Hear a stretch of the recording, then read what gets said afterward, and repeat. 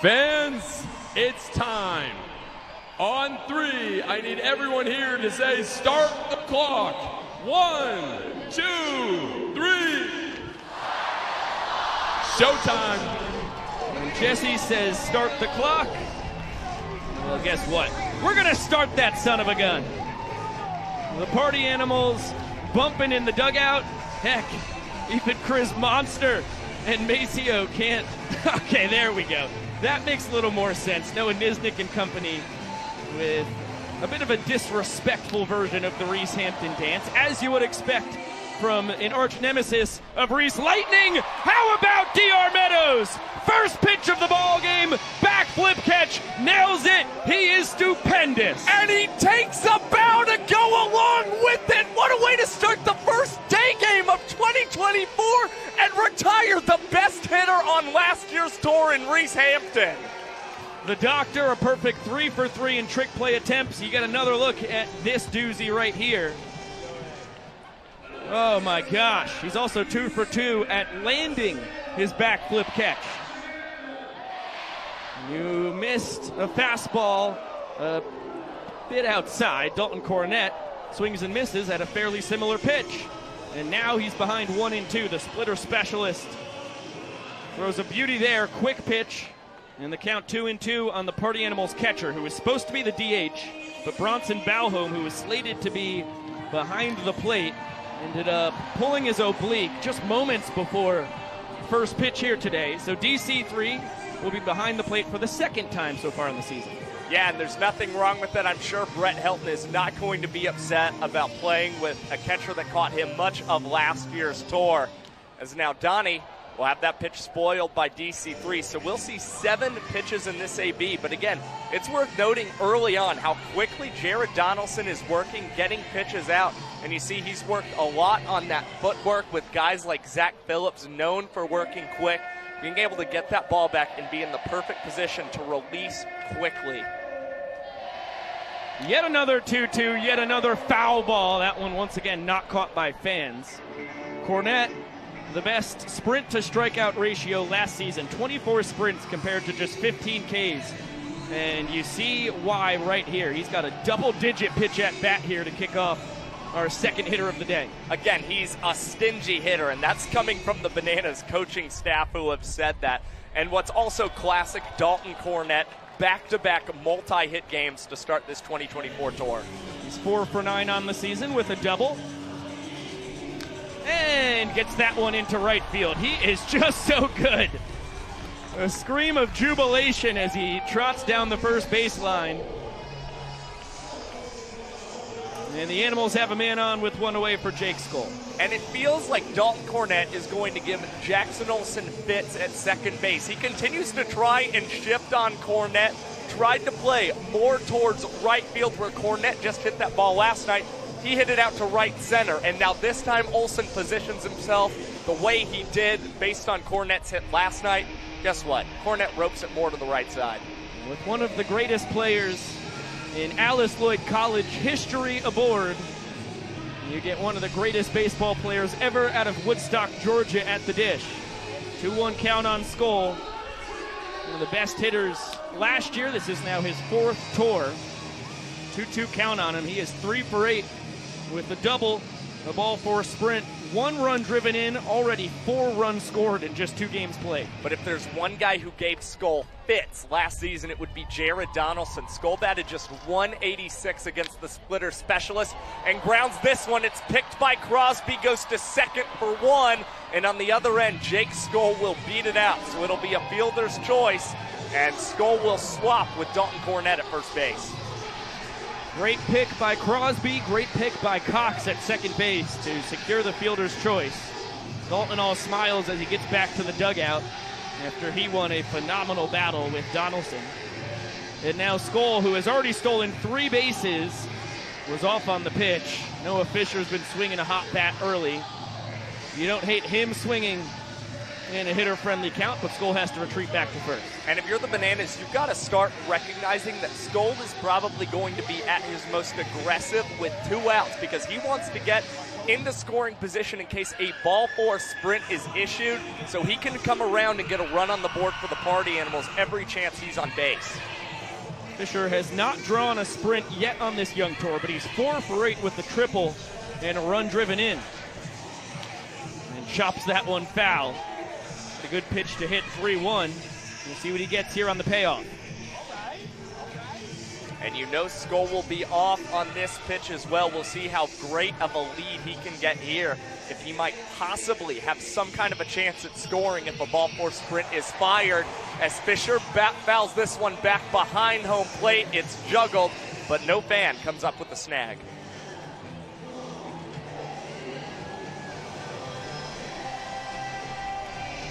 Another payoff, it misses down and out. Skole was off on the pitch, so he'll have a chance to score. Bananas need all 7 fielders behind the pitcher and catcher to touch it before it's live. The throw home, not in time. Excellent speed from the former first-round draft pick. Skole belly flops into the plate, and the Party Animals push a run across in the first. And that's exactly what I was talking about a second ago. Jake Skole running on the pitch had a great lead. And boy, Mike Vivacis, watching very carefully at the way the Bananas were executing that ball four sprint defense, had no problem giving Skole the wave home and getting the Party Animals their first run of this ball game. That's now 3 straight games where the Party Animals have scored runs in the first inning of play. Well, they did not get a run in on opening night, but they did score. That's okay. They did load the bases before Ryan Cox had the trick play to get them out of the frame. It is now 3 total runs in 3 games in the first inning on this young tour. That's why the Party Animals are so dangerous. They get out in front of you quickly. How about Ryan Cox? Oh, the adjustment, the trick play, and the glove magician pacing this tour with 8 of them already. Even with the juggle, it's the glove magician having everything come together and use a little pizzazz to go between the legs and get the final out of the first for Jared Donaldson. Heck of a play. So the Party Animals with a run. Nanners will need 1 to tie the inning, 2 to win it. Here's how the Animals align defensively. Left to right in the outfield, you get Thomas, Skole, and Hampton. You've seen them all hit already. Taj Porter at third base, Chase Acuff at shortstop, Justin Baber there at second, Jason Swan at first, Cornette behind the dish, and Brett Helton with his 3 trick plays at the center of the diamond. Yeah, the Party Animals change it up with the defensive alignment in the outfield. Hampton and Skole switching spots in center and right field respectively. And it's Taj Porter. We've seen him behind the plate. We've seen him as the extra hitter. Now he gets his first start at third base for the Party Animals, where we saw him complete a couple of trick plays manning that position. And it's Justin Baber out to an early lead yet again for the Party Animals trick play-wise. 7 already through 2 games. And let's zoom in on the former Pittsburgh Pirates minor leaguer who gets the start. I mentioned those 3 trick plays he had on last year's tour. He also had 3 complete games. That leads Banana Ball all time in that department. And in his 110 1/3 innings pitched, the Greek god of MPI averaged 3 minutes and 14 seconds per innings pitched. Yeah, it's ridiculous. He led the team in appearances, innings pitched, saves, showdown shutdowns, and average MPI. And 11 of his 42 games were starts last season. He was great. A 117 ERA plus, well above tour average. And we have seen 27 total innings thrown below 2 minutes in Brett Helton's career. It's the top mark in Banana Ball by a wide margin. Correct. 27 of the 109 we've ever seen. It's pretty wild. You get a quick glance at the Bananas starting lineup. Only really 2 guys due up for them because it just takes a bloop and a blast to win this inning. D.R. Meadows and Eric Jones Jr. will be guaranteed to swing it. Jake Skole can't make the diving catch on his first opportunity in center on the tour, and it'll end up being a leadoff double for D.R. Meadows, who is now 4 for 9 on the season. It looks like Skole's A-OK. Told me at breakfast today. Are you excited to see a 32-year-old play center field? So far, it's been entertaining, Jake. Yeah, Jake tried his best to come up with that catch, got a really good jump, but fortunately it's just D.R. Meadows being able to get lucky and bloop that one in front of Skole, and looked like it hit off his knee a little bit too as he came down there, and that ricochet helped get Meadows all the way up to second base. Here's the tour leader in home runs last year. This one only a home run in an elevator shaft. Jason Swan called off Cornette and can't make the play in foul territory. So an extra life for a very dangerous hitter. Yeah, and it really looked like Dalton Cornette was ready to come down with the catch at the last second. He must have heard Swan a lot more vocal than him and decided to lay off and let him take that pitch. But it's an error for Jason Swan as now EJ gets plunked by a pitch. Yes, well, we were in the world of replay. Heater gets him pretty much square in the back. And let's get it down to the field for a very special entrance. Now coming to bat, from Tampa, Florida, by way of West Newbury, Massachusetts, a 16-time WWE World Heavyweight Champion, John Cena!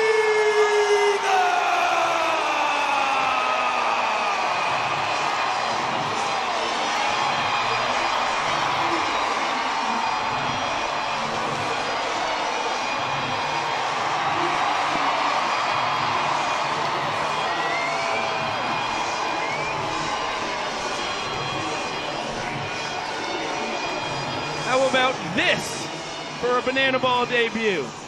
John said he hasn't played baseball since he was 15. A very unique batting stance and a 1-0 count. And this is one of the more remarkable entrances we have ever seen in the history of banana ball. And the crowd has not sat down since they saw John Cena get introduced. And look at this. He's trying to squat and see if he can get another ball from Bret Helton. It was in his eyes, but I understand what Vincent Chapman called it a strike. He can't see the man. He had no idea that he dropped his elbows down to his knees. Tries to call time, makes fun of Chapman. I see. He was pulling off the infamous move there. Now the count even at 2-2. Can Bret Helton even see if anyone's in the box right now? Inside is what Vincent Chapman says, so a payoff pitch coming as Bret Helton apoplectic that it wasn't called a strike. The payoff, that's right down Broadway. And John Cena struck out looking by the former Pittsburgh Pirates minor leaguer who flees after Cena pursues him. That is a heartbreaking AB for John Cena. Thought he could possibly mix it up with the batting stances here. Vincent Chapman with a big strikeout celebration there, ringing him up. And look at this. John Cena's going to come up and actually congratulate Bret Helton for the strikeout. Oh, that's a pro's pro.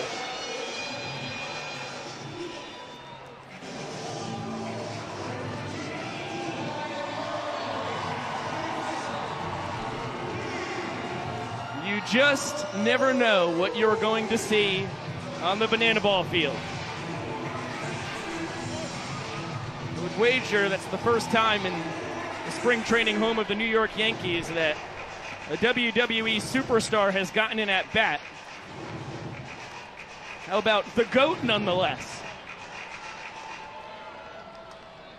I think everybody can agree John Cena, the greatest WWE star of all time. Gabe Howell jammed on this one. Taj Porter tries to go behind his back. It ends up in fair territory, and Chase Acuff, did he get a tag on him? We're going to say that if he didn't get the tag on DR Meadows, he was out of the baseline. Gary Glover there for the call. And that's a big second out for Bret Helton as Porter misses his first career trick play attempt. Yeah, it was a nice behind-the-back try by Taj Porter there, but because he missed the trick play, it winds up still landing in fair territory, making the Bananas live base runner, so kind of had to take off last minute here. And what do we have going on now? Everybody clearing the field. So the infield fly rule had been called. Then the tag ended up on DR Meadows, so that's a double play. Inning over, Party Animals up a point. As you get another look at John Cena and the replay of his remarkable at-bat and walk-up. And now he joins us on the broadcast. John, thank you so much. Mr. Cena. Hello. Oh, do you have us in your ears? I have you in and out. I can't hear you. Okay, can you bark twice if you can hear me? We'll work on it. Don't worry about it. We can't see you, but It's we the hope beauty you of can doing hear things us. live. It just happens. There's no right or wrong. Don't worry about it. That's a fact. I can't hear you guys, but that might be because of my enthusiasm. My heart is beating out of my chest. It feels like WrestleMania out there. I'm sorry to not allow you to comment, but my excitement and emotions are getting the best of me. If you haven't been to see the Savannah Bananas, this is an experience I can only compare to WrestleMania. There, everyone is completely invested in all this, and I can't tell you how much fun I had out there. And I've never gotten so many high fives for striking out looking. John Cena, you're quick on your feet. Can you still not hear us? No, you can't. That was amazing improvisation. I got you. I can hear you now. Oh, you're there. Yes. God, first of all. And now you're gone. Oh, well, yeah, in and This out is the we universe messing with us, but I'm just happy to connect with you guys and appreciate the way you guys connect with the fans. Thank you so much for having me. I feel grateful to be a part of something special. Something special is going on here, and I really don't take that lightly. So thank you to the Savannah Bananas, and I really appreciate the time here. John Cena, thank you so much for joining us. Yeah, there he goes. He's a pro's pro. Unbelievable. Oh, my gosh. Ready for possible technical difficulties. Oh, that warms the heart to hear. I am heartbroken, though. I did not get to ask him about the prospect of a fourth Fred movie coming out. He'll reprise his role as Fred's father as Brandon Crosby. Only his second day manning first base in Banana Ball. That's his third trick play. Yeah, he has looked like a professional out there, and you got quite the roar from the crowd there as Crosby fell to his back and came up with that snack. They seem to really like that trick play from Showtime.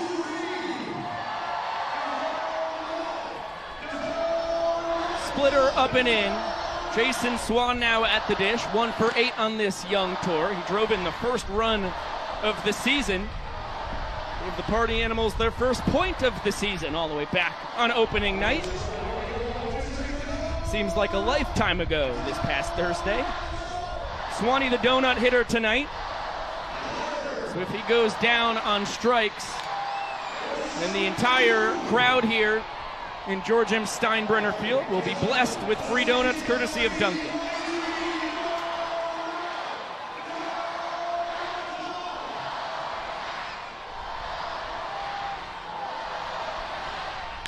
This one off the end of the bat. DR broke in. Now he retreats back, and he can't make the adjustment. Tries to catch up to the ball. It's going to end up being a double for Swanee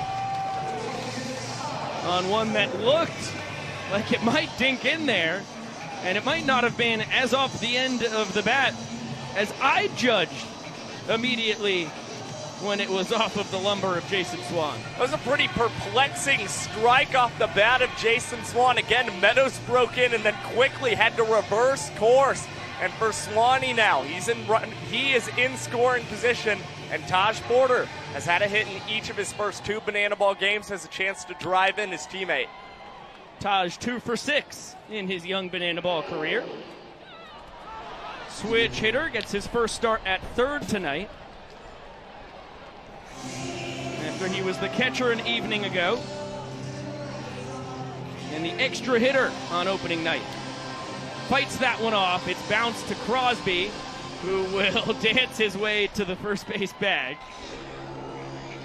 Swan advances to third with 2 down, and it will be up to Garrett Delano, the designated hitter, to try and drive him in.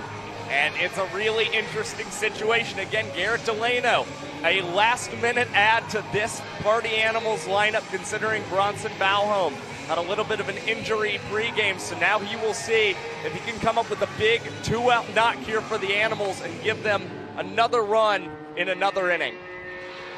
Bronson pulled his oblique just before first pitch as this one chopped to Gabe Howell. He throws it home. Wow, a perplexing decision, but it does not. What's going on here, folks? That's the end of the inning. Okay, I was right. Everybody else on the field was wrong.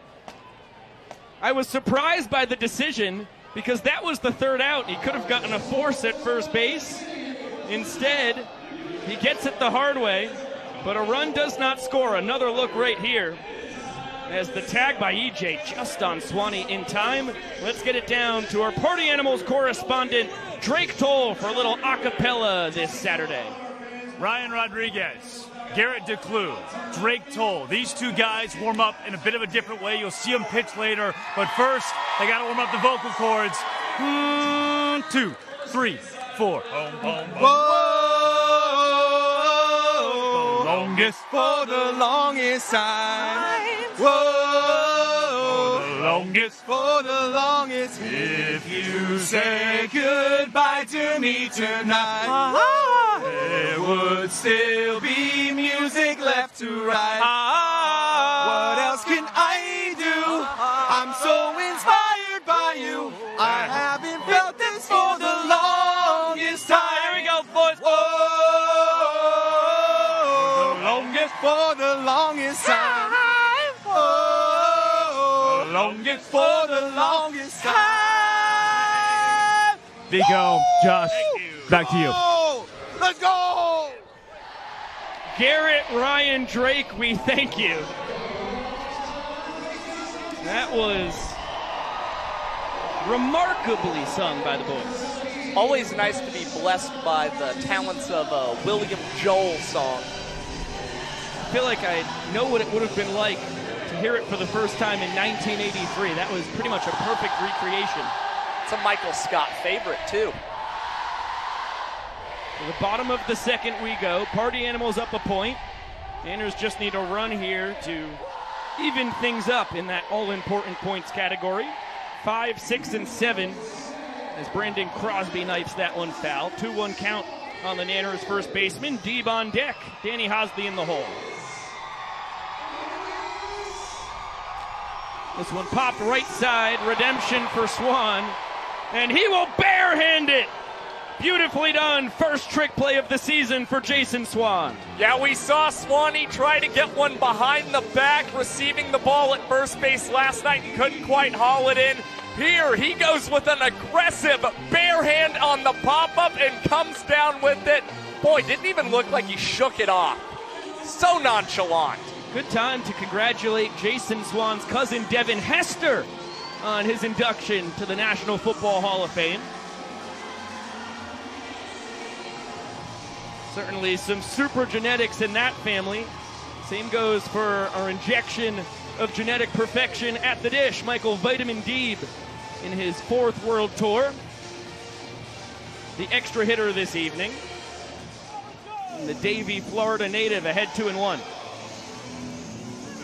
3-1 count now on former Chicago White Sox minor leaguer.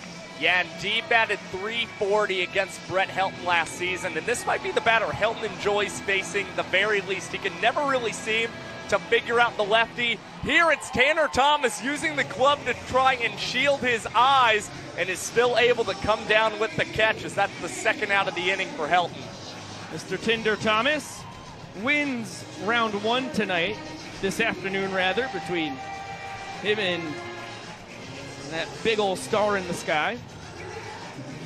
Now Danny Hosley pushes that one just a hair outside.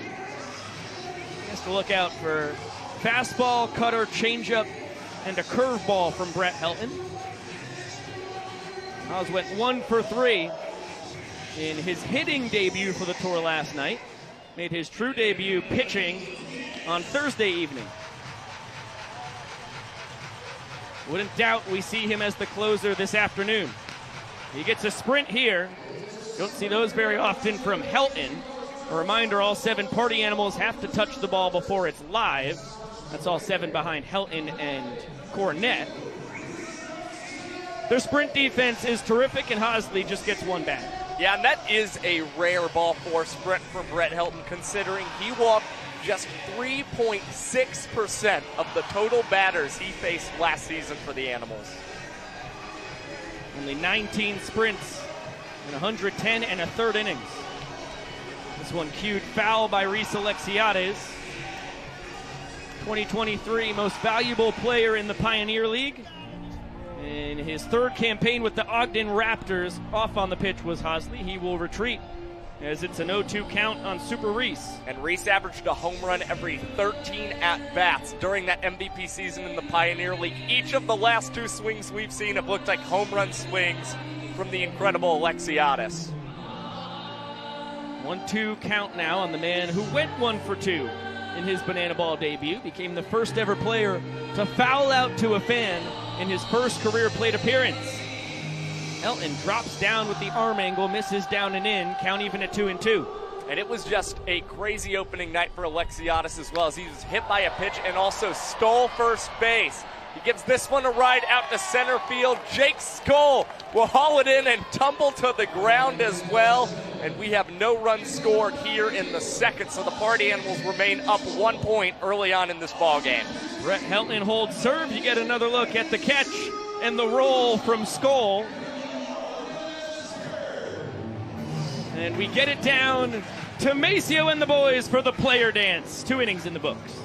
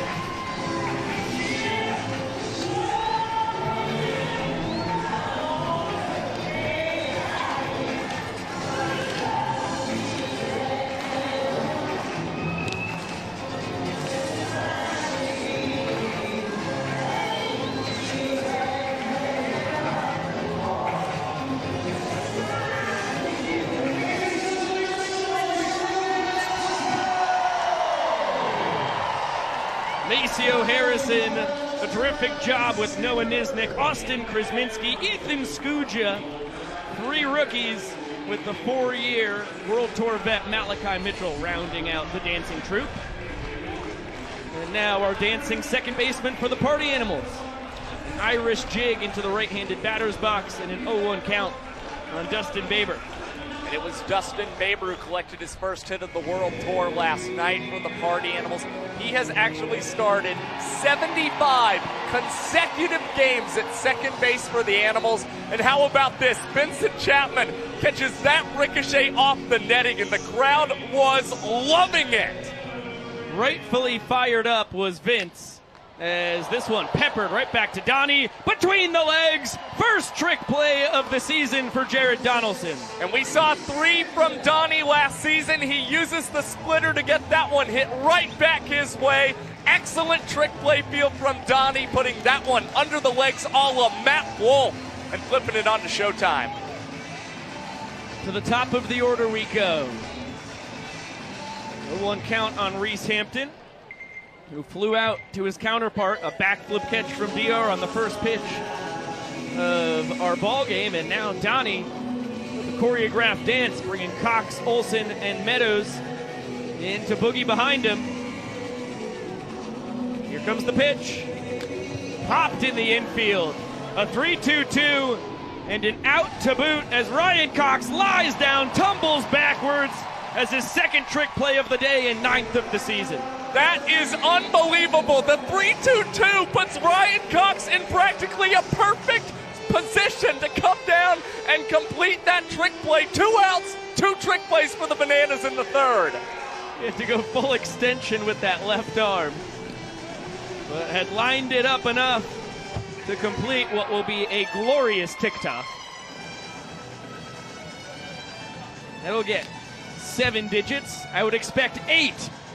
Another trick play from Brandon Crosby. Between the legs, he has back-to-back games with a pair of them, and all 3 outs in the top of the 3rd inning of the trick play variety. And if you take out the 3-2-2 dance as well, that inning finishes in just 1 minute and 38 seconds for Jared Donaldson.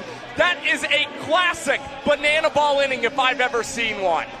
2 straight scoreless from Donnie Banana Ball.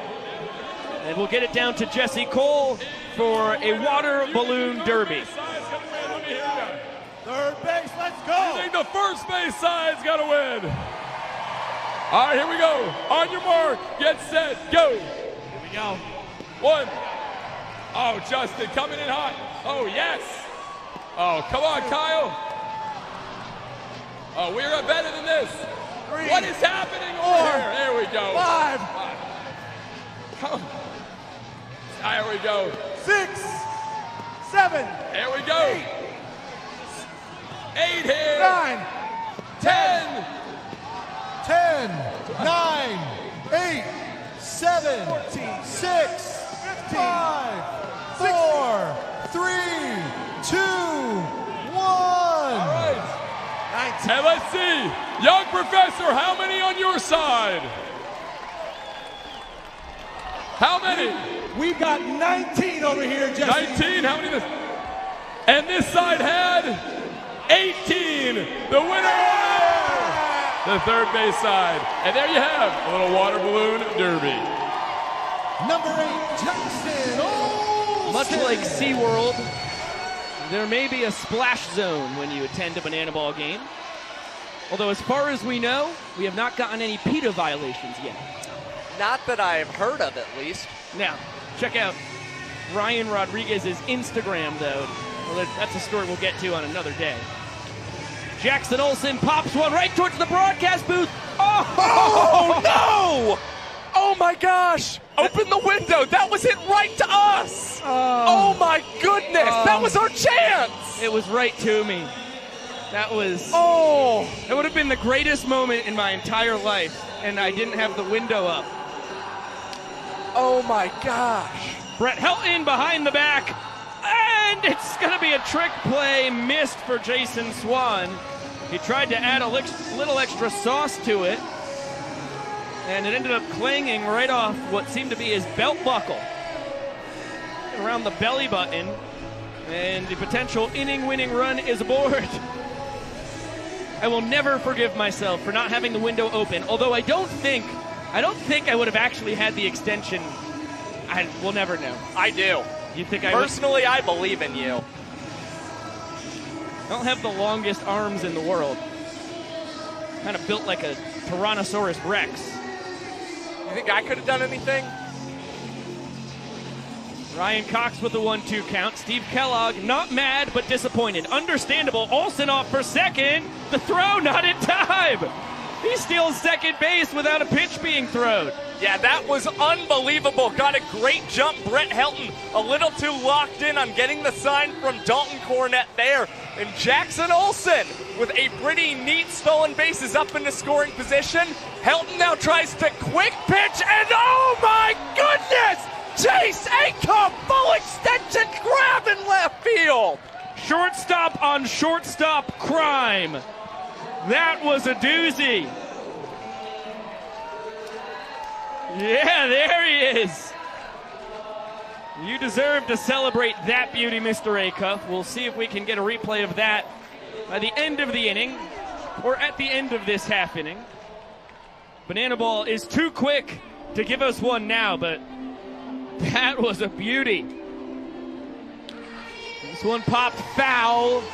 Fans have a chance to make their first foul ball catch of the day. They don't get Meadows, who led off the bottom of the first with a double. Saved by the rail, too. Again, starring D.R. Meadows.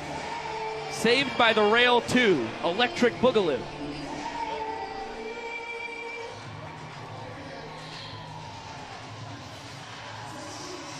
Olsen leads off second. The inning-winning run, and DR fights that one off as it jackknifes back towards him. We're already seeing Helton dropping down, changing arm angles a lot more today than we ever did last year. He goes back to the traditional about 3/4 angle, and with the curveball there, misses down and out. I think it's just another way to try and baffle the hitters, which he was very effective at doing last season. This one runs inside on Meadows, and Dustin Baber charges and goes between the legs. It's a trick play for Derek Ginger in the second out for Helton and the Party Animals. He is simply too smooth. Awful quick with that one. His 8th trick play in 9 tries on this young season. As the off-speed is popped right side of the infield. Swanee battling the sun, makes the catch. And Helton keeps the Bananas off the board for the third straight frame tonight. Animals still lead by a point.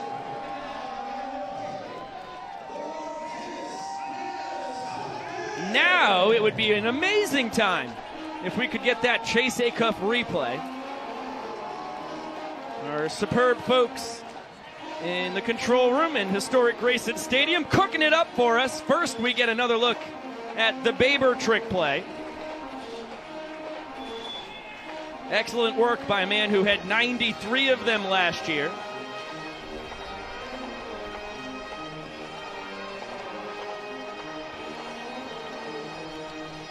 The Banana Band blasting away here in the Big Guava, what the folks call Cigar City.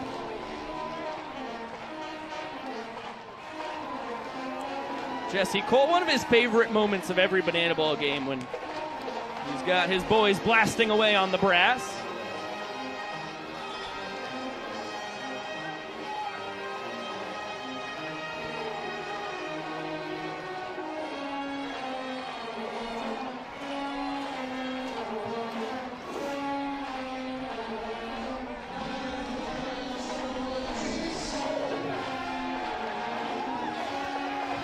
And as we listen to the Banana Band play away, we have the doctor himself, David Ray Meadows, on the mic, jogging out to center field. How is your afternoon going, DR? What is up? What is up? Absolutely amazing. Day game. I'm a fan of the day games, honestly. DR, shoot me straight. Is it easier to make a backflip catch with the sun in your eyes or during a night game? Definitely a night game. Luckily, the sun hasn't shifted over the home plate yet, which it will be about 3:30, which the game should be over by then. So we shouldn't be battling too much sun. I think Reese got it over there and left. Yeah, if we're still playing at 3:30 this afternoon, we'll be entering about round 12 or 13 of showdowns. Wouldn't that be something? Sign me up for it. I like extra Banana Ball. 3, 4, 5 here for the Animals. Jake Skole behind 1 and 2 as Vincent Chapman calls time. And will boogie as only Vincent can. Looks like he's added a few moves in the prep season, just like you guys have out on the field. Oh, yeah. Vincent's an amazing entertainer. He's a decent umpire, but amazing entertainer. So he does a great job back there. Now, you boys, it's no secret, have dropped 11 straight games going back to 2023. How do you think that streak ends this afternoon?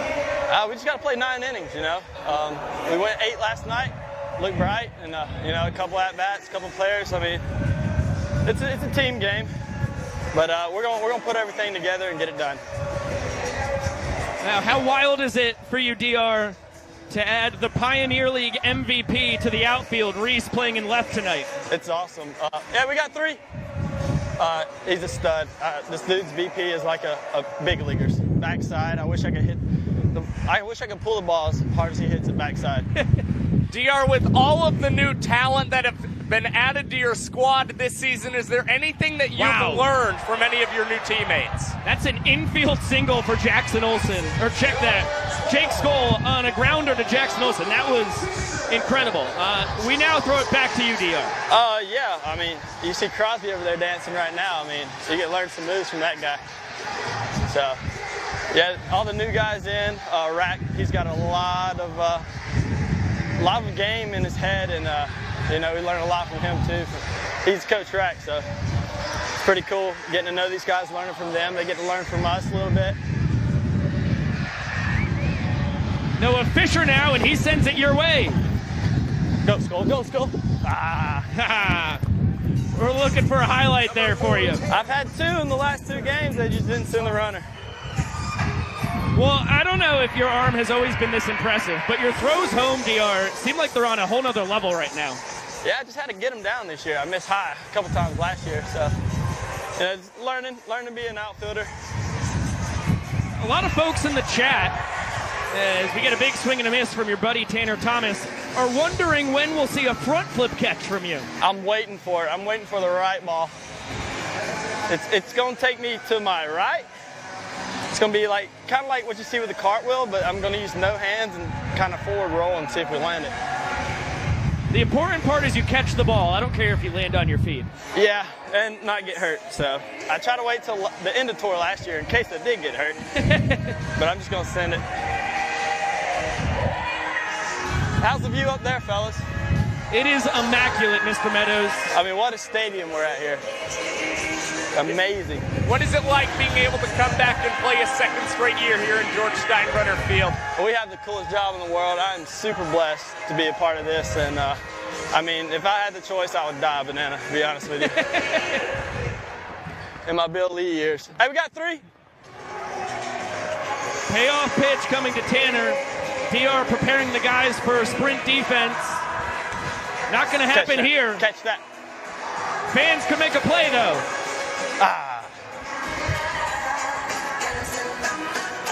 We'll get another payoff pitch instead. Skole off of second, Fisher off of first. Pair of base knocks to begin the top of the 4th. Tanner Thomas, who bounced out to short his first time, strikes out swinging. Bucky Boo in the chat, wondering what your favorite Dalton Malden song is, Mr. Meadows. My favorite Dalton Malden song is Cherry Lime. Oh, I'm such a Cherry Lime guy. You got a little like it? Ooh. I think it's the first I ever heard from him when we were blessed to meet him the summer of 2021. It's a banger. Josh, you have a favorite Dalton Malden song? I'm more of a How'd You Keep Her fan. Oh. How'd You Keep Her, yes.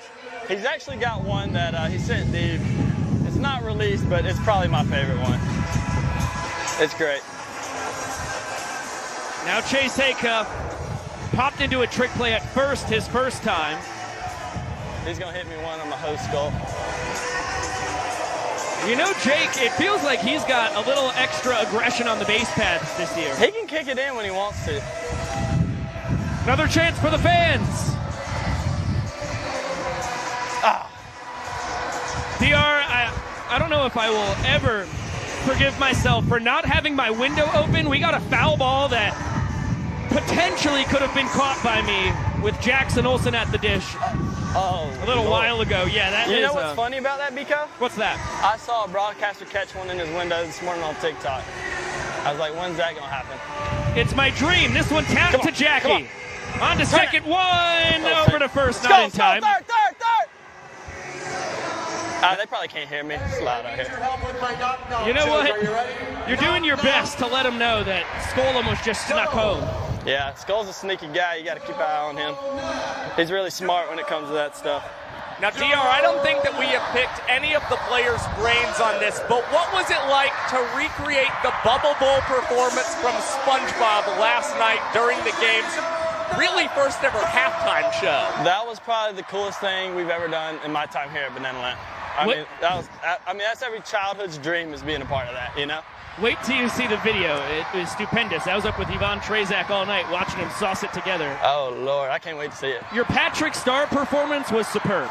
I mean, I warmed up without drums. There goes Skole coming home. Yeah, Donnie's not even going to cover. Yeah, I worked with air drums during rehearsal, and when I got those drums, it was a whole different story. I was so offbeat. Skole scores for the second time tonight. Party Animals won the first inning. Now have a chance to win the 4th, and they will boogie on home plate. A lot of people in the chat on YouTube also wondering what it's like having John Cena as a Bananas teammate of yours. I mean, that's also another kid's dream right there. I mean, when he walked into the locker room this morning, we were all starstruck. Pretty sure I saw tears out of Stilts' eyes. It was absolutely amazing. That guy is, I mean, one of the biggest guys in the world, you know? You didn't shed any tears? Internally, I did. Oh, here we go. What do you want, boys? Oh, give us the front flip. I can't do that. I can give you a behind the back. Oh, back flip. There you go, boys. We like that. I get two for the fans. Yeah, like baby. See if they missed the first one.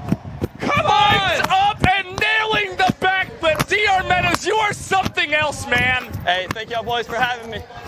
The doctor, best of luck the rest of this afternoon, buddy. Let's do it again, boys. There goes DR Meadows. You get another look at his second backflip catch of the afternoon. He had to extend that left arm out a decent amount. And able to do it while I'm telling him to do a front flip to catch it behind his back. I'm just peppering him with requests while the ball's in the air. Didn't lose the mic, didn't lose the earpiece, still heard us perfectly. That's absurd. He said, I can't do that on this one, but I'll backflip for you. Yeah, that'll do, I guess. The guy is legend. Wait for it. Derry. Wow. 4 for 4 on the tour in trick plays. Has given us that beautiful behind the back bow catch, which I was screaming for while the ball was in the air. You saw that thing tailing towards his left arm, so that would have been impossible with that trajectory. He made the right decision and said, you know what? First day game of the year, full capacity crowd, 289th straight sold out one for the Bananas. Let's get ourselves 2 for the price of 1 in the backflip department. 2 backflip catches! Bet your bottom dollar. It's back, guys. It's back.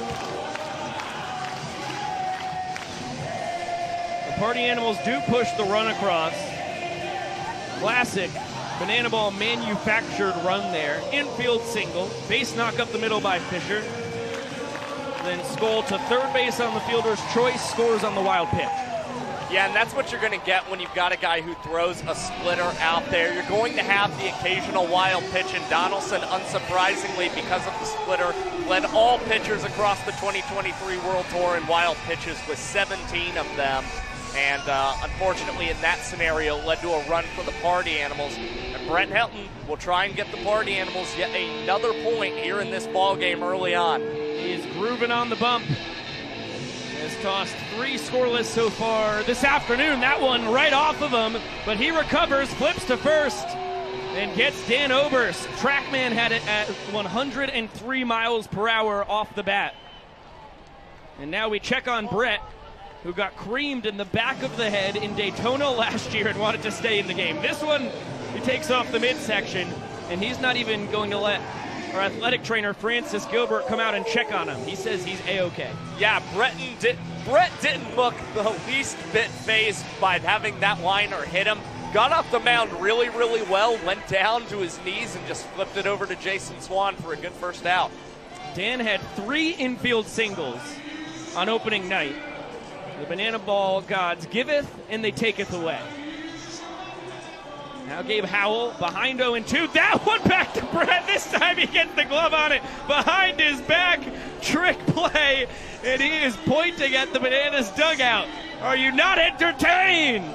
We've got a rivalry brewing here between the Bananas batters and Brett Helton here. And look at that showmanship going behind the back with that flip to retire Gabe Howell. We'll see if Showtime has something in store for Helton, too.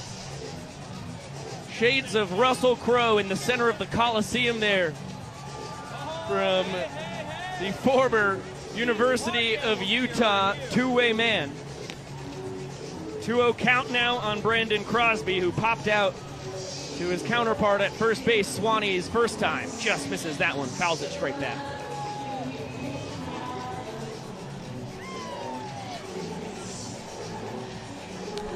This one popped towards the fans. Another chance to make a play. And it's not caught.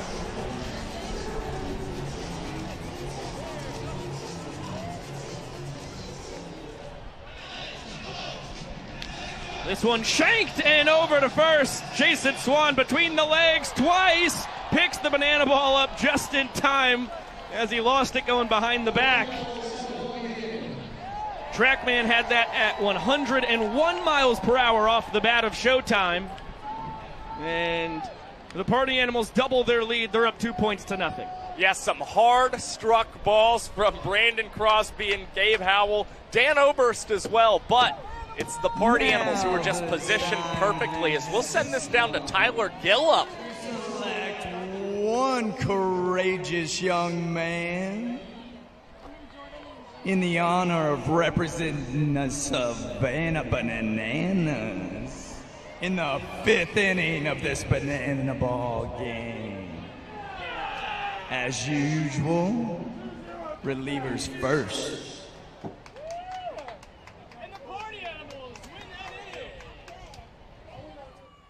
Kyle Louise.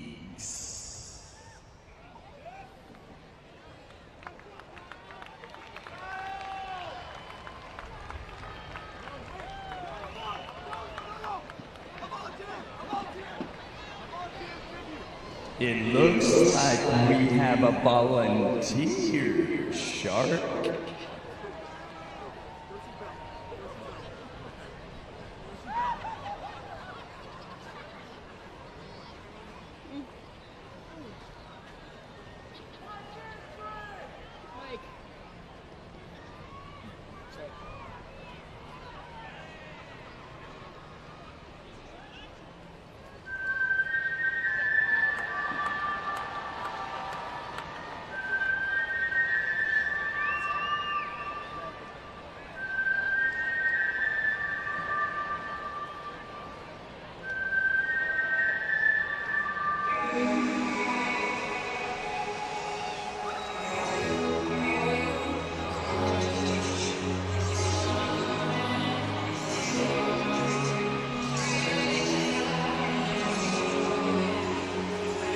On to pitch number 22, Andy Archer. What an introduction to Banana Ball for Andy Archer.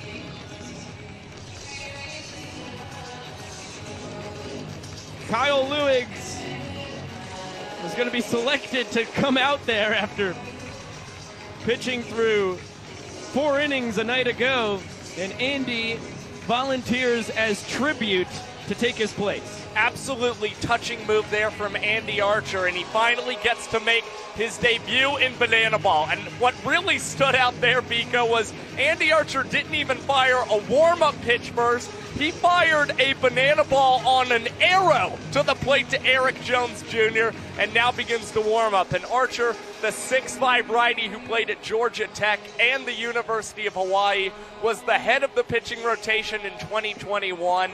And last season for Hawaii, 12 games started, 60 2/3 innings pitched, and 18 walks to 47 strikeouts. A really, really good ratio. And how about this? 0 wild pitches from Archer as well. He consistently finds that zone. Yeah, those numbers you saw on the right side of your screen from his 5th year of college. The only one he had as a Rainbow Warrior out in Honolulu, Hawaii. After 4 seasons as a Yellow Jacket, close to his hometown in Milton, Georgia. It's behind Taj Porter 2-0. It's going to be 8, 9, and 10 for the Animals. Leno and Baber also due to swing it. And a healthy hack from Taj.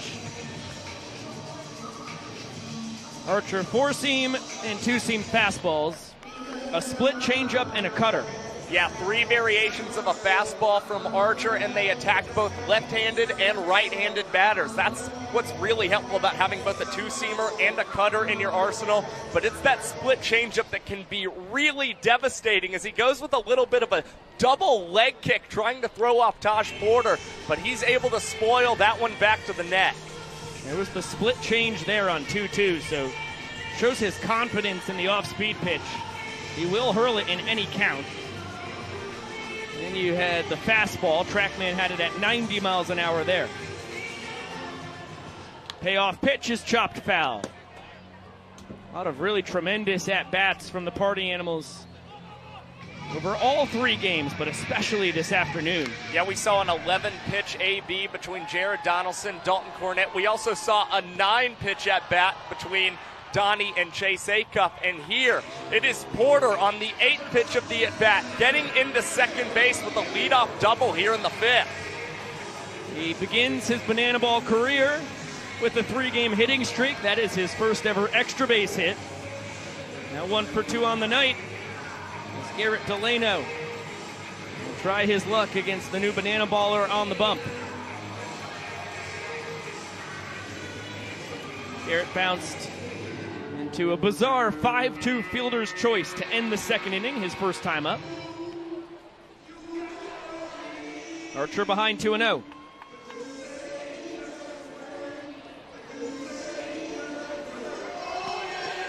Now 3-0. Delano, 4 years of his collegiate career at Brown University, finished up at Mercer in Macon, Georgia. Was a finalist for the John Olerud Two-Way Player of the Year, same year that Danny Hosley on the Bananas was. And that is going to miss, just a pinch up and in. Delano will jog to first, content with one base on his sprint, as Porter will jog on home. And the Party Animals up 2 points in the ball game.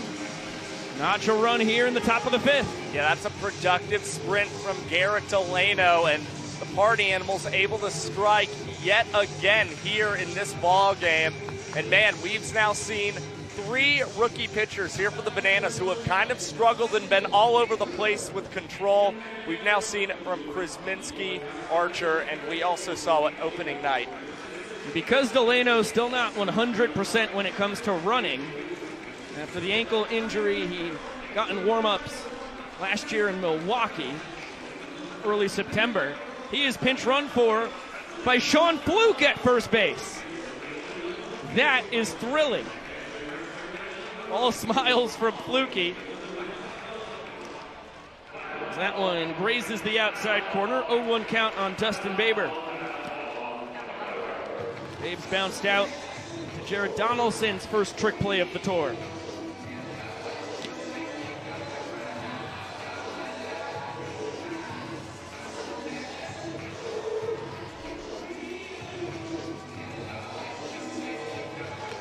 The pride of Babson Park, Florida, pops it in our general direction, not caught by any fans.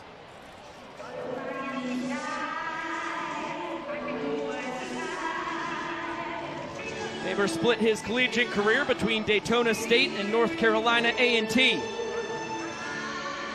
Fouls that one straight back.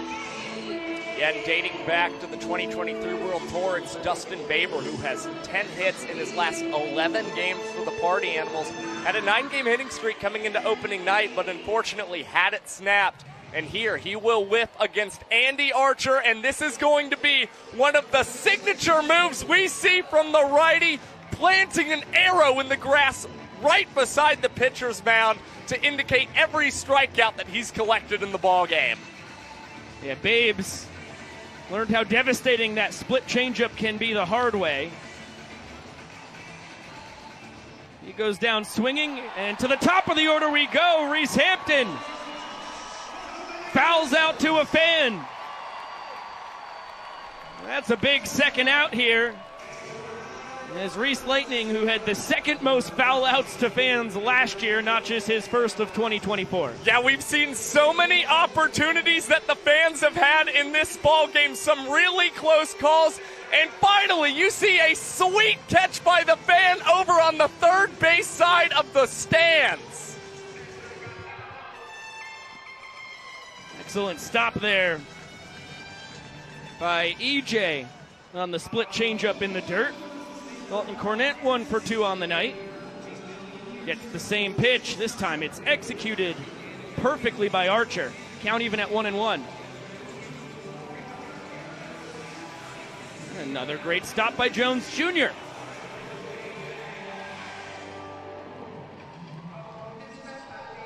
There goes Fluke. EJ's throw. Not in time! Oh, Sean Fluke with the stolen base for the Animals. They are all pumped up. And the shirt's coming off from Flukie, too. He was busting it.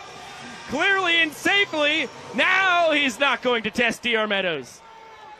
The doctor has been throwing perfect strikes from center field to home all 3 games here in Tampa. Cornett now 2 for 3 on the day. And Jake Skole 1 for 2 with the single himself. Will swing it with runners on the corners and 2 down. And unfortunately, that may have been a situation where Flukie was a little too winded from the stolen base to be able to score for the Animals. 28 years young and still in the best shape of his life.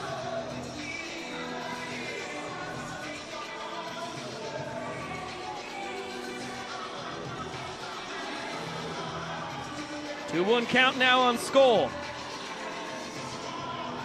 Mr. Undeniable leads off third. DC3 leads off first as this one is flicked foul, not caught by a fan.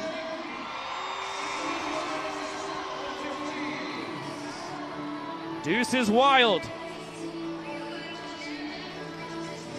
See what Archer goes to here in a pivotal spot. Count runs full.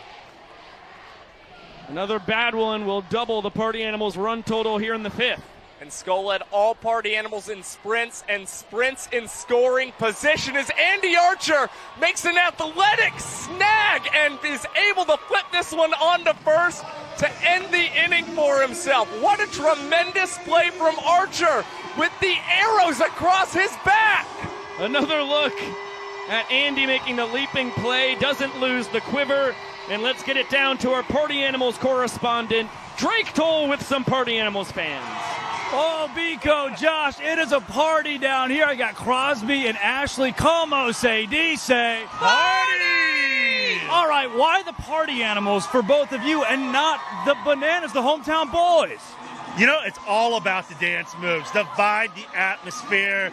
That what the Party Animals stand for is running through our veins, and we love it. The great colors, the energy, it's amazing! Tell me, guys, why did you sit here and not on the Party Animals side? It's the best view. That's it. We get to watch the moves all afternoon. Amazing.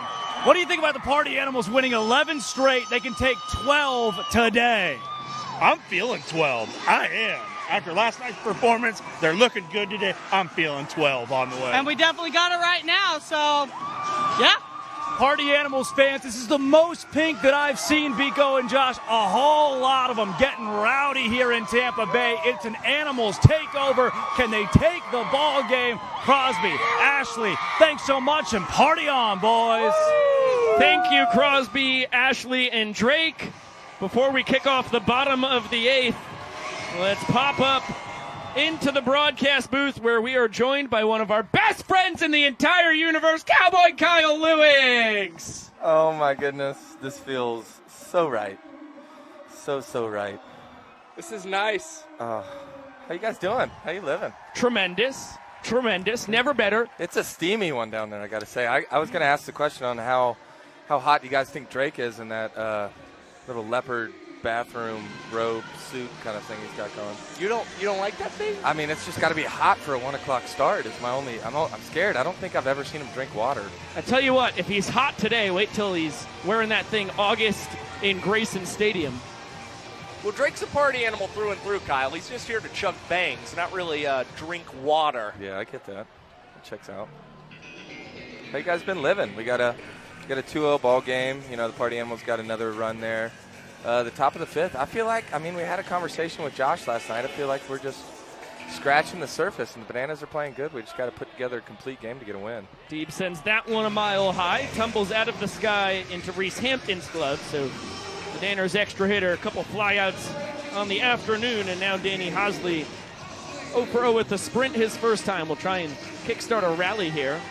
Kyle, what I'm concerned about is, are you okay? Andy Archer volunteered as tribute out there on the mound to make sure that you didn't have to pitch on back-to-back days, and you seemed very distraught about it. I mean, it's a real selfless act from a rookie, and you want those guys to step up in those positions. But, you know, me being a veteran, anytime I get a chance at the ball, you know, if Gilly's going to pull my hat out of that jar, I'm going to go out there and I'm going to do my thing and I'm going to pitch. But I don't know if you guys noticed, but it took me a little bit longer to get up here than usual from the dugout because I spent some time with the wonderful woman in the elevator, shedding some tears in the elevator, and I had to make sure I was right before I came up here.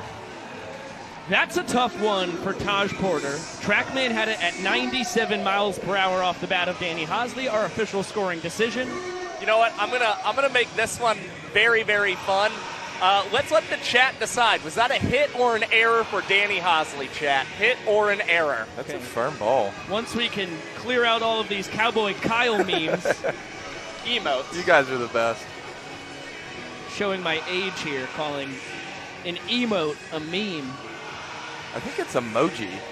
I think both of you are wrong.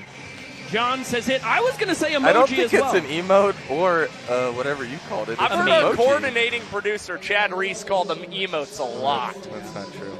You're just not online enough here, Kyle. We've got a bunch of hits. The hits are vastly outweighing the errors here. That's a hit for Danny Hosley. What just happened, Pico? I think Avery Hughes almost just got domed in the back of the head by that chopper from Alexiades. She's okay. Malachi Mitchell pinch running at first.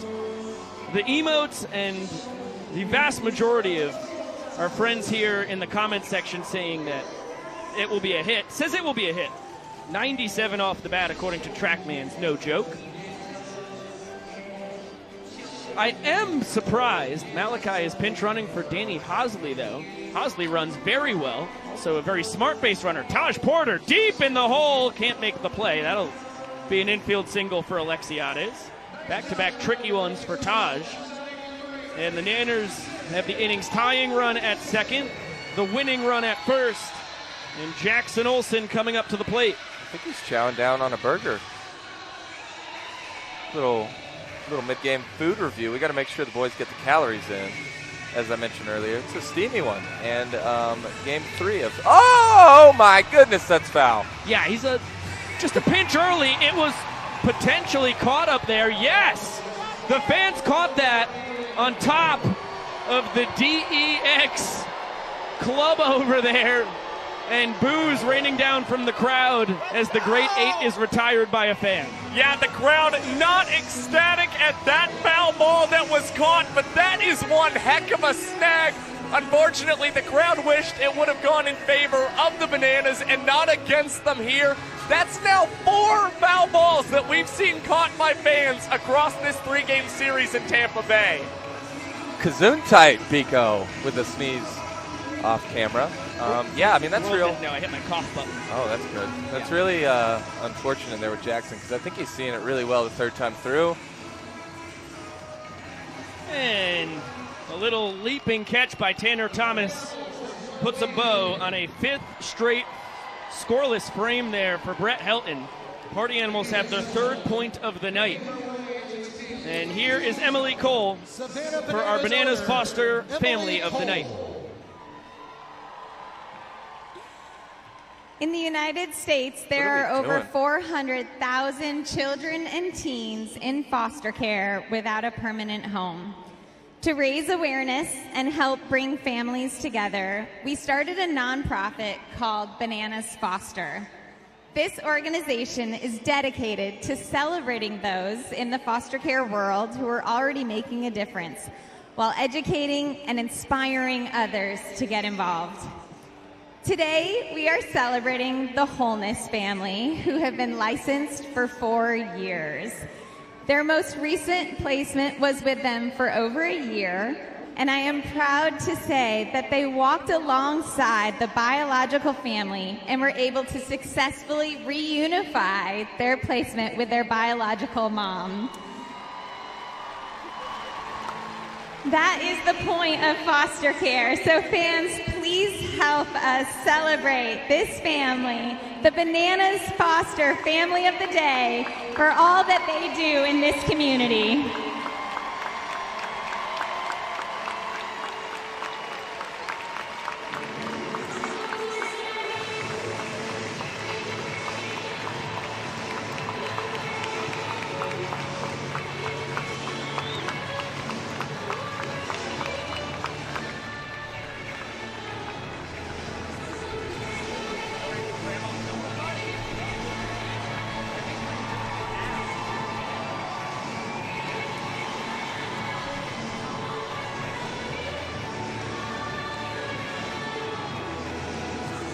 Always one of the coolest moments in Banana Ball when you get your Bananas Foster family of normally the night. Today it's our Bananas Foster family of the afternoon. And a big old group hug over there on the first baseline.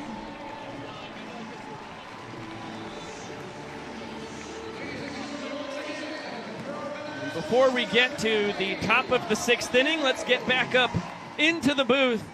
See Kyle Lewig's beautiful mug again, and let's spin the wheel of unfortunate for the first time this year. Josh, I would like you to do the honors. Wow. Okay, First spin of 2024. Here we go. Big money, big money, big money, big money, big money.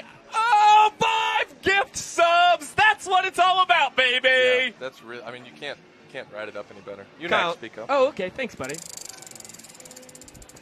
Thank you. Thank you. That's what I'm here for. 5 more gift subs! 10 gift subs. Okay, Kyle. What do you got in store? If we get 15 total subs here, I'm going to jump out that window. I don't even know what's on here. What do we have? Gift subs. Know. We got all play, you laugh, you lose. Yep. Okay. I don't We'll know just what figure it all out play as we means. go. Come on, subs!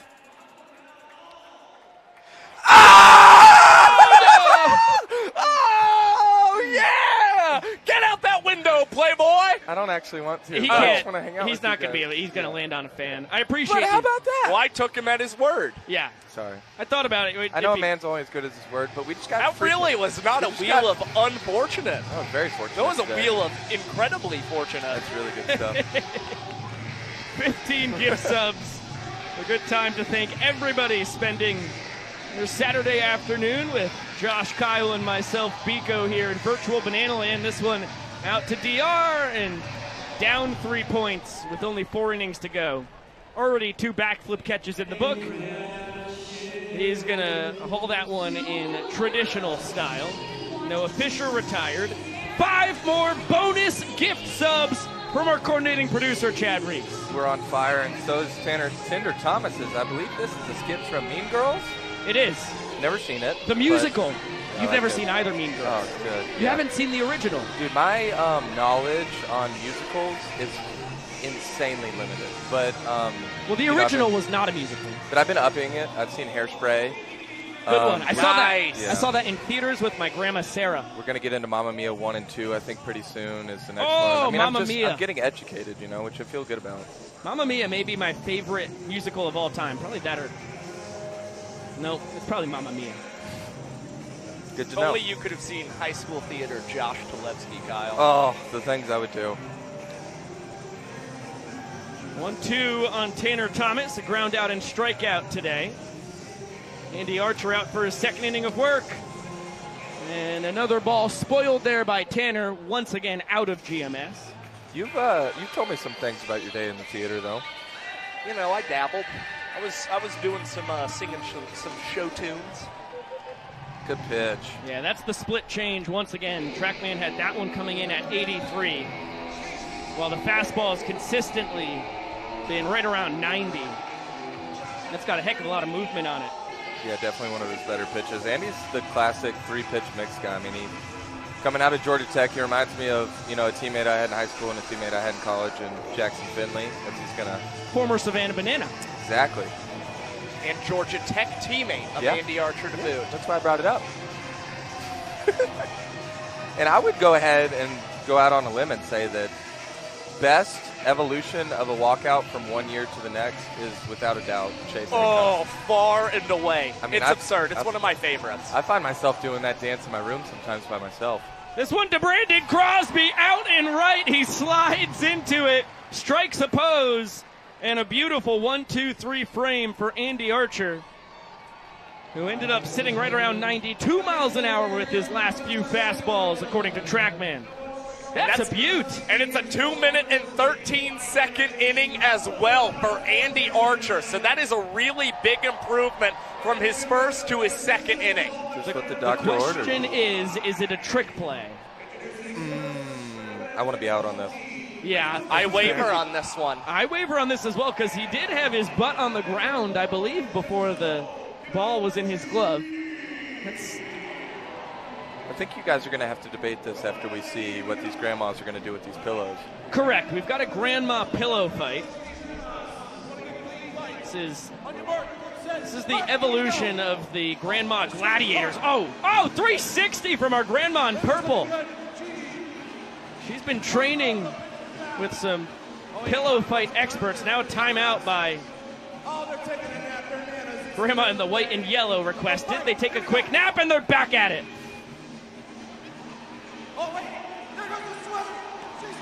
Assuming they're around the age of 70, to 80, that's where we want our grandmas to be in this competition. Pico, can you see yourself partaking in this event when you reach the age of 70 to 80, and do you see yourself dominating?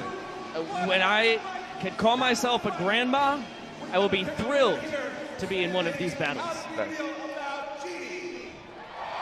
I almost bought a University of Georgia Grandma sweatshirt one time. Thought it'd be kind of funny. Yeah. You know, I didn't get it though. We're going to get another look at the potential Brandon Crosby trick play. Here we go. Slow-mo. He's going down, sliding into a pose. I don't think so. I don't think I can do it. The chat wanted it. The chat wanted it as a trick play. I think I'm on Josh's side. Okay, we're going to leave it as just an incredibly entertaining play, which we love in Banana Ball as well. We also love DR Meadows leading off the inning, steals first base for the first time on the tour. Yeah, big steal at first for DR Meadows here, and he became the first player in Banana Ball history to steal first base multiple times in one game. So he's really good at recognizing when these wild pitches happen. Hey, I've got the speed to be able to get up and get onto first base. Yeah, let's get the boys on the board here as Brett and company is going to get ready to boogie for what I'm excited for. I think the best 62 of the year. Hilton is a veteran at them. Faber, Acuff, and Hampton joining in on the dance behind him. Oh yeah, it's a good boogie. This is like an interpretive dance here. Yeah, it's one of those ones that you like. It really tells a story. Whoa! A lot of bells and whistles. The pitch up and in. And that is the first 3-2-2 or 6-2-2 dance that has not been nailed for a strike on the 2024 World Tour. Those are the stats we're all here for. We had been 5 for 5, and you were a part of that, Kyle. Yeah, it's a really good start. I liked my boogie I had yesterday. It was very challenging. I had to get Maceo involved to kind of walk me through the moves, but love to do a hot trend on TikTok. That one through the 6-hole. Eric Jones Jr. with his first hit of the night, of the afternoon rather. Just like DR, who's now on second base. It's his second time aboard, and he moves the inning-winning run into scoring position. Yeah, kind of surprised on 3-0 that EJ swung there against Brett Helton. Wasn't trying for a ball four sprint, but EJ did bat .298 against Brett Helton last season, and hey, he gets his hit here in the 6th.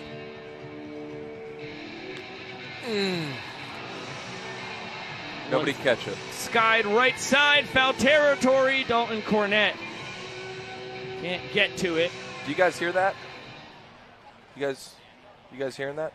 Happy early birthday to Dana H. That's great, but that's not what I was hearing. What were you hearing? Is the bells and the whistles of the first ever correctly called 2024 yard card, Dan Oberst. Wow. He's the only man who has homered on this tour so far. Oh! That front door bender ended up at his shoelaces. That was a gnarly one from Helton. Go. See what he goes to on 1-2. Sidearm, chopped foul. You know, it's a decent yard card call from you here, Kyle, especially considering dating back to last year's World Tour. Danny Barrels, 6-game hit streak for the guy. And he did home run off of Helton in Kannapolis last year. That one is going towards the stands, and it's not caught by a fan. Good. Good team play all around. How many foul balls have we had caught this weekend? 4. Couldn't one get a in single game one. 1 in game 2, and 2 today. Yeah, I couldn't get a single one last night. You did get one. It ended the first inning. Oh, that's right. That's correct. Excuse me. Sorry. It just didn't end it as soon as I would have liked. Correct. That's fair. Yes. It's a fair statement. Completely makes sense. Good battle here. 2-2 coming from Helton. Back up the middle, and Jake Skole hardly has to move. Steals that one from the outfield grass. Trackman had it at 99 miles per hour off the barrel of Mr. Oberst. Yet Skole took one step back before coming in to make that snag there against Dan Oberst. Now Gabe Howell had a walk-off last night for the Bananas. We'll see if he can collect another in back-to-back games. It's weird. I think the Trackman is malfunctioning because I had that at 1,004 miles an hour. You're going to go with Trackman's data or that of Cowboy Kyle? Really, you can't go wrong either way. This one out to right. Hampton ranging back will grab it. DR tags and gets to third easily. But that's a big second out. Meadows, the inning-winning run 90 feet closer. And it'll be up to Brandon Crosby to try and net the Bananas' first point of the ball game. Yeah, and Crosby's put together some pretty good at-bats so far early in the season, but a big thing that he's talked about is just finding ways to get on base for the Bananas this season, and a sprint would most definitely work here to get them their first point as EJ takes off on the very first pitch from Brett Helton and moves up to second base. 2-0 count on the Nanners' right fielder who started the game at first. Chop towards short. Acuff between the legs over to first. Gets the speedy Crosby. And Brett Helton has 6 scoreless innings in the books. It's another masterful performance from Brett Helton today, and Chase Acuff set himself up in perfect position with his footwork to go between the legs with 2 outs and retire the Bananas and get the Party Animals out of a sticky situation. We honor all the military members,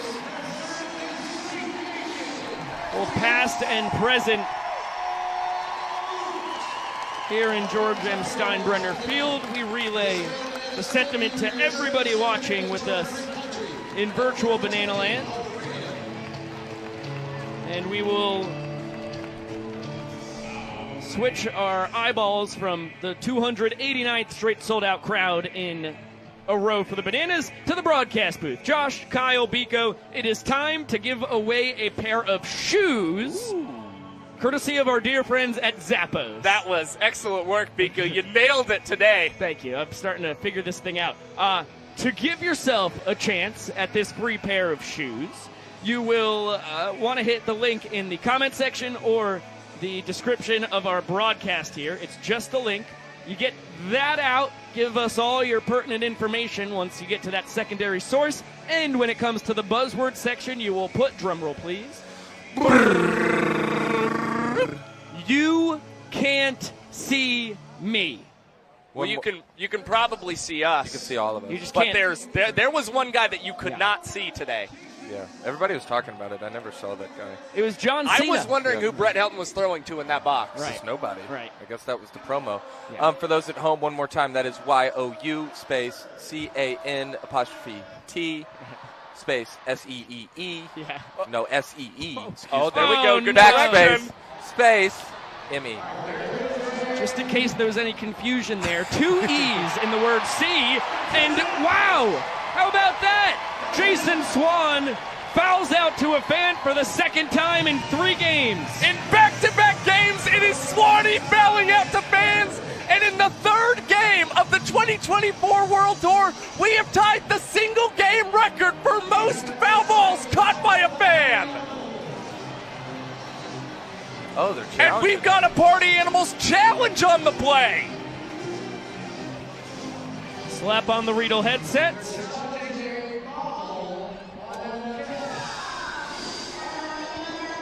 And we will get a look. We're chatting with Zach Frangelo. Reggie Liggins is joining Vincent Chapman on the Riedel headset. We'll see if we can look here. It was bobbled, and that means it does not count as a foul ball caught by a fan. Yeah, the call is overturned, guys. It has to be a clean catch. Love you too, Vincent. Kudos to you guys for, maintaining the integrity of our sport. It's a tough decision to make. It's not a fun one. But it's the right one.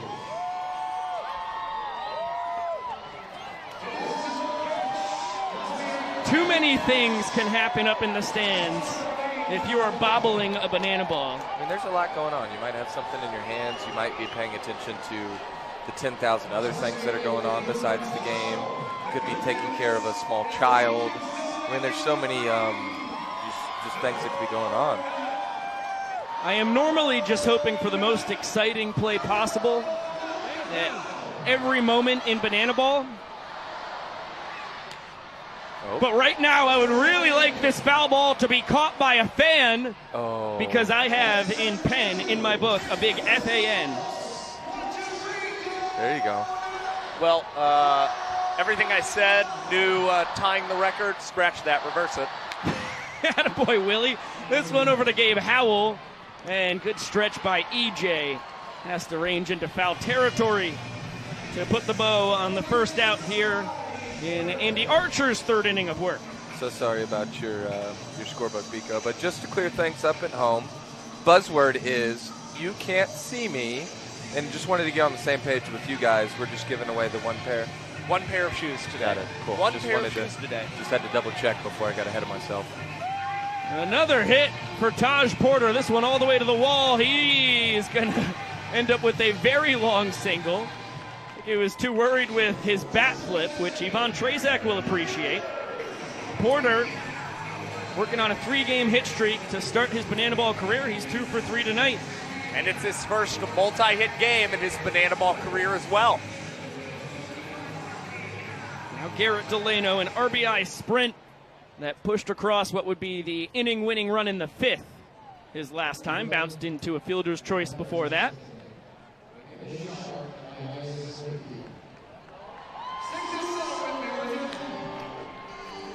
This one chopped. Vava with a nice play in foul territory. Never, ever, ever getting back together. Come on, boys. Never, ever, ever. Oh, Taj Porter picked off of first base. Reggie Liggins there with the call. And I think here's that was... Jesse Cole. Oh. Fans now coming to pitch. The world's tallest pitcher. Please welcome Dakota Stilts Albrecht.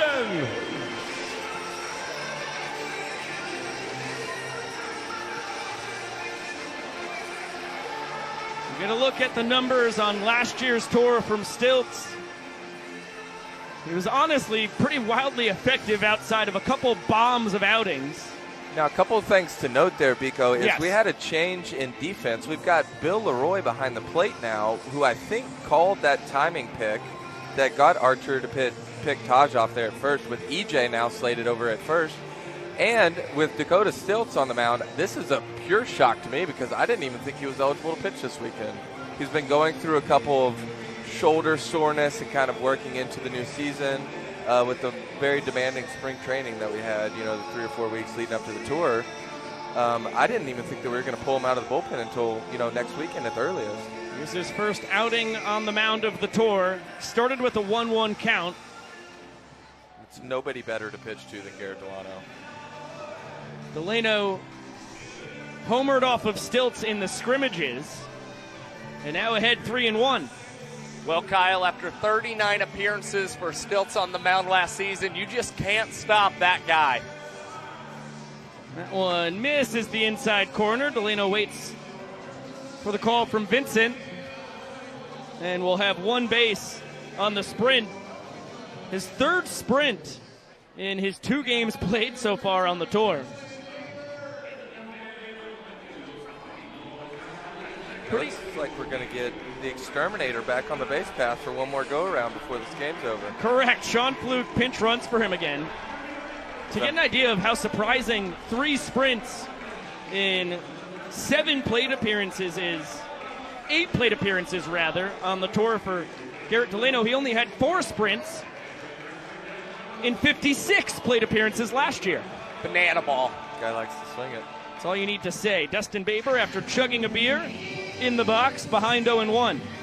And Baber 4 for 7 against Stilts on the 2023 World Tour. We'll see what he can do against the tallest man in banana ball.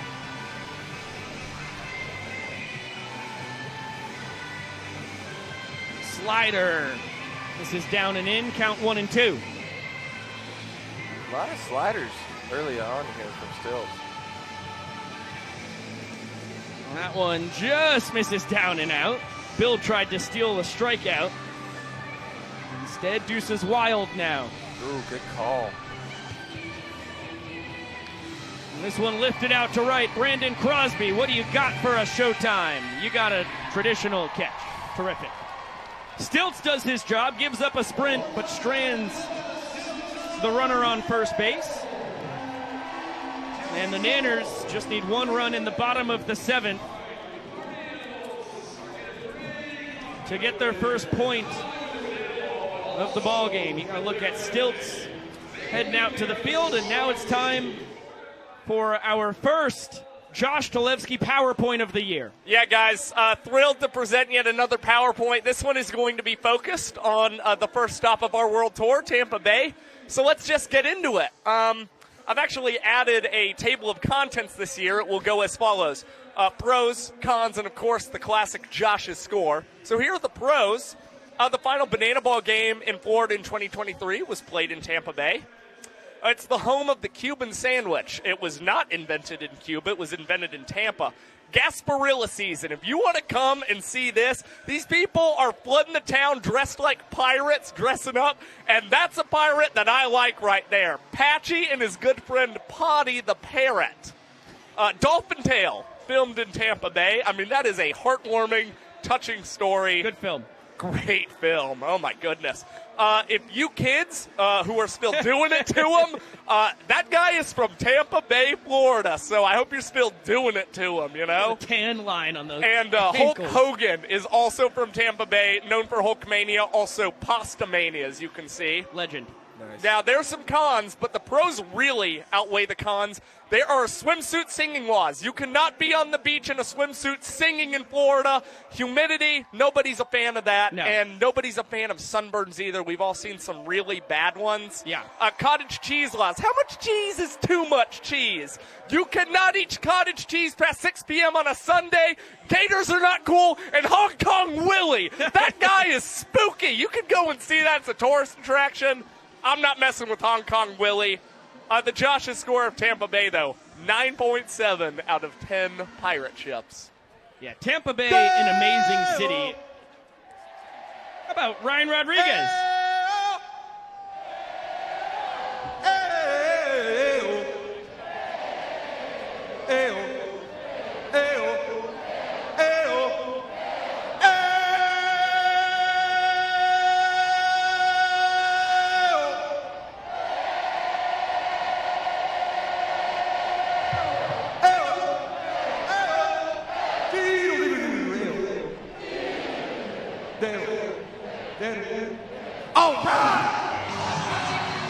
How about that for an intro to Banana Ball for Sexy Mexi?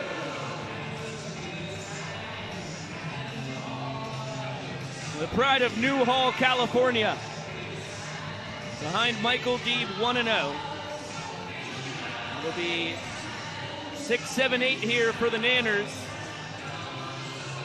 Deeb Hosley and Alexiades due to swing it. Although actually it will be Bill Leroy hitting in Hosley's spot. Locks of Lore wondering if this is live. Of course, how could it be live if I was talking to you right now? I really like the tank top look there. Steve's going to get caught looking. Oh!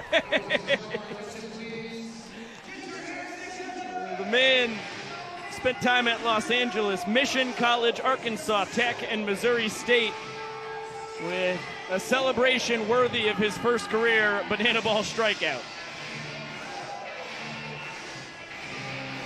So Deebo for 3, and as I said, Bill Leroy inserted in for Danny Hosley here as he's taking the catcher's spot. EJ over to first, Crosby from first to right field to take Hosley's spot in the field. Bill chops this one. Rodriguez after it, it'll be foul.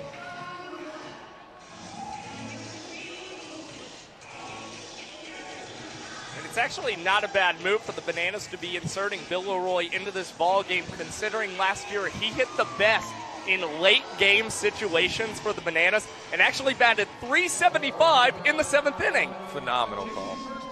Maceo Harrison coaching third, trying to spark a rally.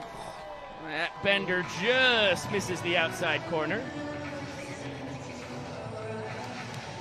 Cutter, slider, and a 12-6 curveball.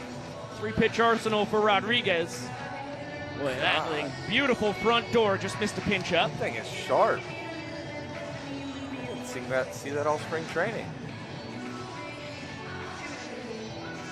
Misses outside. Leroy May test the Party Animals sprint defense here. No, he will pull up and be content with one base. Good idea. Party Animals outfielders were crashing in at a terrific pace on second base. So now the inning-winning run aboard. Malachi Mitchell will pinch run for the second time today. And Reese Alexiades, 1 for 2 on the afternoon, will swing away. And a big knock from Reese Alexiades here could really be the jolt that this Bananas offense is looking for as they try to rally late in this ball game. These two guys were competing against each other in the Pioneer League last summer. Rodriguez for the Grand Junction Jackalopes.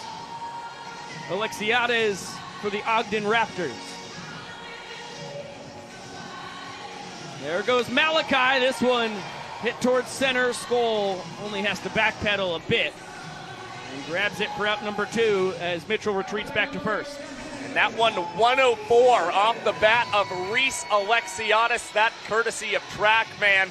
A rope to center field, but unfortunately hit pretty directly to Jake Skole. We're going to have to get that recalibrated or something because, you know, in my IDAR, that was 2,500 off the bat of Reese Alexiades there. And, I mean, the boys just keep hitting it hard. I mean, that's the game of baseball, and that's the game of banana ball. Is eventually they're going to fall. And I'm a firm believer of that. Jackson Olsen popped out to a fan his last time. It's going to be a pass ball. Selena Lindgren, I'm hearing from Chad Reese. Sorry if I got the last name wrong. Just donated 50 Swedish kronas to the broadcast. I don't know what we can do with those, but I appreciate it very much. It's fascinating. It's the first time that's ever happened in Banana Ball. Another first in Banana Ball history. Sexy Mexi snags the comebacker, spikes the ball, and his first Banana Ball inning is scoreless. Have you ever seen anyone more fired up after snaring a liner, beating on his chest, and there's the split from the Sexy Mexi to celebrate? Another look, just as good as the first time. Let's get it down to our Party Animals correspondent, Drake Toll. What's going on, Biko? I took over the broadcast to interview Mama Ro. So, Mama Ro, hello. Which game is this for you? I love that cutoff look from him. 4? Yes. And what do you think about this game from the other one? I love it, but I'd like to see my son hit the ball. Okay, understood. So, as everyone knows, you made lovely baked ziti this weekend. I did. So, it was the rave. Everyone enjoyed it. Yeah. What would you say was the key to your baked ziti recipe? Love. Absolutely. I think that's why I was so chunky growing up as a kid, because she gave me a lot of love, a lot of food. So it was a chump. So what are our predictions moving forward here? Do you think Party Animals going to end up winning the game? We're going to win the game? What do you think? Banana's not going to make a comeback? No. So just like that, you see she's on the Party Animals side, guys. And they're going to win 3 games this year. That's it. Oh, yeah? I love it. So do you have anyone you want to say hi to back home? No, but everyone's here. Betsy Sixto.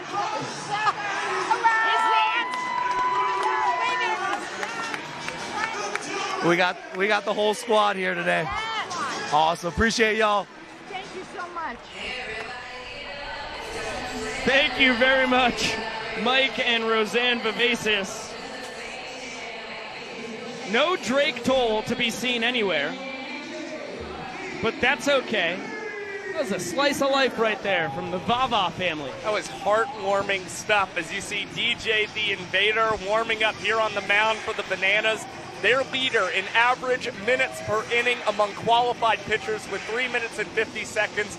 And of course, DJ, known for working quick, has the Banana Ball all-time record for fastest inning pitch, getting 3 outs in just 57 seconds in Des Moines, Iowa last season.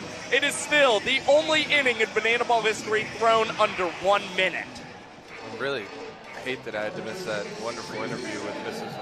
Vivacis and Michael, because I was trying to enjoy my sun chips and Josh was giving me a hard time for crunching them too loud. And I thought that we were off to a good start in 2024, but it appears we're just back to the same old, same old. Kyle, don't do this. I didn't want to, but you forced my hand. Don't do this. Top of the order for the Party Animals here, as DJ the Invader continues to smoke up the infield. Don't eat my chips. You don't even like those. You sound like a buffoon crunching on the broadcast. ASMR. I was wondering what was causing the conflict between you guys. Is that one a rocket off the bat of East Hampton? Trackman had it at 93 miles per hour. Straight to EJ at first. Yeah, and that's good work by Eric Jones Jr. Again, started this game behind the plate, transitions to first base, and it doesn't look like he's missed a beat at all. Nice job timing that one up and snagging it. Now Dalton Cornett chops this one towards second. Jackson Olsen attacking and not able to handle a little bit of a tricky hop. Heads up base running by Cornett.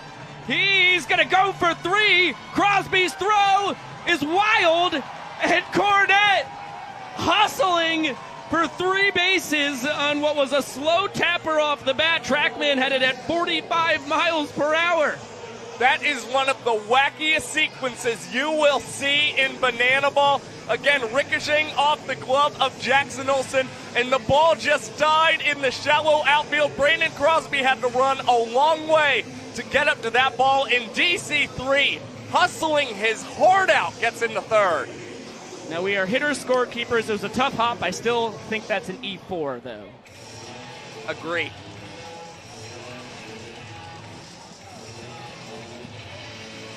Two-one count now on Jake Skole. Josh, do you want some water? Are you thirsty? No, I'm okay. Thank you, though, Kyle. No, Very kind I of you to offer. wasn't going to give you any anyway. Oh, I thought we had an olive branch being extended. That ball smashed down the right field line. Jake Skole with a laser beam. No call from the umpires yet. Skole thought it was a home run, but Reggie Liggins saying it's a ground rule double. I think that was a home run. And the party animals still have a challenge, and the fans actually elect to use this. So we'll take another look at whether Skole collected the home run or not. Trackman had that 107 miles per hour off the bat of the 2010 first-round draft pick.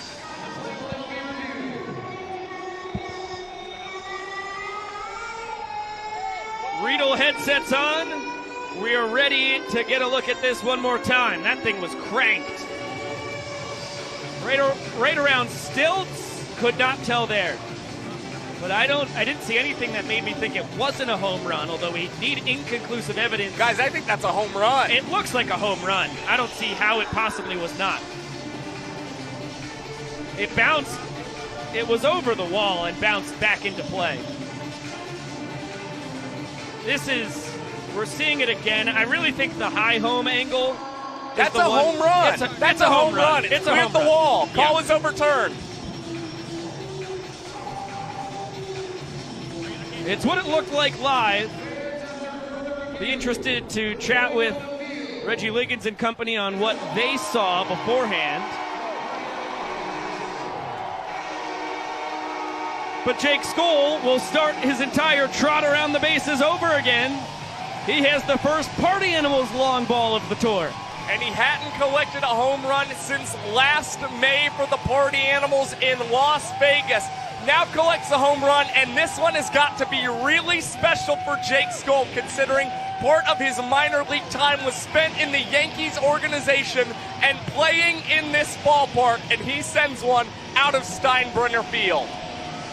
The final 2 years of his 7 spent in minor league baseball was in the New York Yankees organization. And how about all the fans joining in on the Skole chant with the clap above the head to boot behind the Party Animals dugout.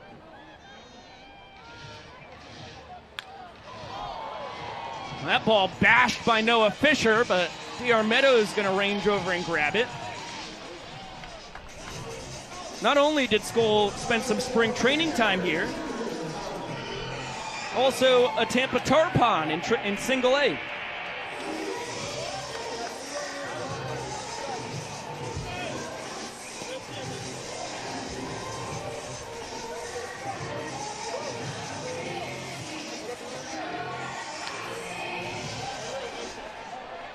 Tanner Thomas fouls it away, not caught by a fan.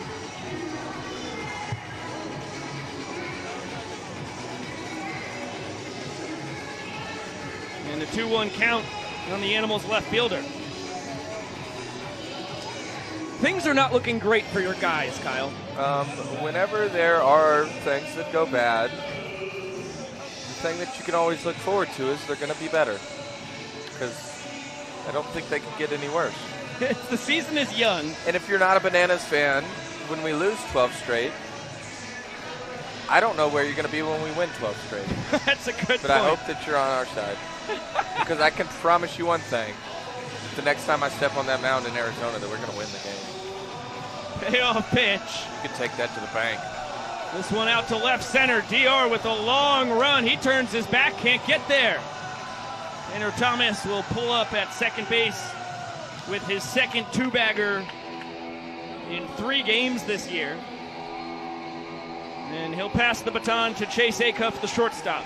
Yeah, Tanner Thomas was a pretty pull-heavy hitter last season for the Party Animals, so DR Meadows more so expecting him probably to hit towards that right center gap. Instead, it's Tanner going out to left center and collecting a big 2-out extra base hit for the Animals. This offense is rolling. Acuff 0 for 3 tonight as Tanner ends up caught in a rundown, and Jackson Olsen will apply the tag. Good glimpse at folks holding the Acuff letters. Chase, a St. Pete native. And here comes Jesse Cole. Oh, we're going to turn this place yellow. Well, we turn this place yellow. Cowboy Kyle, I know you've got to get back down to the dugout. And what a perfect way to do that as you get to watch Jake Skole's home run once again. Yeah, thank you for that. And congratulations to us, if nothing else. 15 stubs is pretty phenomenal. Not to make that 20 without the help of Chad Reese. Correct. So happy to be back.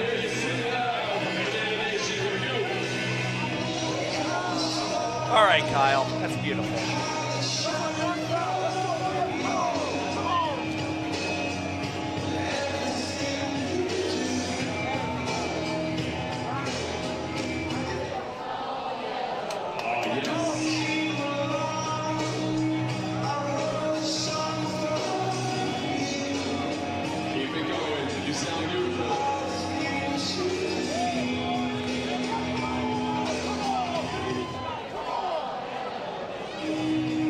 And well, we turn George M. Steinbrenner yellow, or at least we try to. Tough to do in the afternoon. How about a special hit from our Party Animals correspondent Drake Toll with Ryan Rodriguez? I want to say I love you, Mama. And let's go, baby. We made it. Banana ball. Come on. You see that? That's all year, baby. All year. Unbelievable banana ball debut from Ryan Rodriguez. Ryan, how did you react when you crossed that line? You got back to the dugout. What did you do? I don't know. I don't remember anything. I don't remember. I don't even remember this. I won't remember this. I'm gonna have to rewatch it like 5 times. My mind is blank. Let's go. Did you look at the crowd? Did you see the crowd? I didn't see anything. I saw red. I saw that yellow ball, and I saw red. When Jackson Olsen hit that ball to you, you picked it up and threw it at first. Explain that moment at all. Jackson Olsen. Oh! Just kidding. I know who Jackson. Jackson, I love you. I don't remember anything. I don't remember the inning. Ryan Rodriguez, banana ball debut, and it was electric, Biko. Josh, back to you. You know what else is electric? Garrett DeClue's first pitch as a banana baller. He backflips, unfortunately yanks it a bit outside. Robert Anthony Cruz pinch hitting for Ryan Cox here to begin the bottom of the 8th. It'll be 10 and then the top of the order with Meadows and Jones Jr. on deck and in the hole. And 4 straight bad ones to Rack, who will be content with 1 base on the sprint. Yeah, you don't want to run into an out late in the ball game when you're trying to get any points on the board that you possibly can. And the Bananas now have DR Meadows up into the box, and he could be the inning-tying run. Take a look at the numbers from Garrett DeClue. This was from this past summer in the Alaska League, playing for the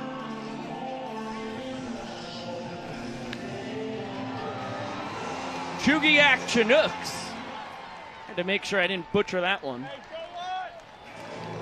And how about DR?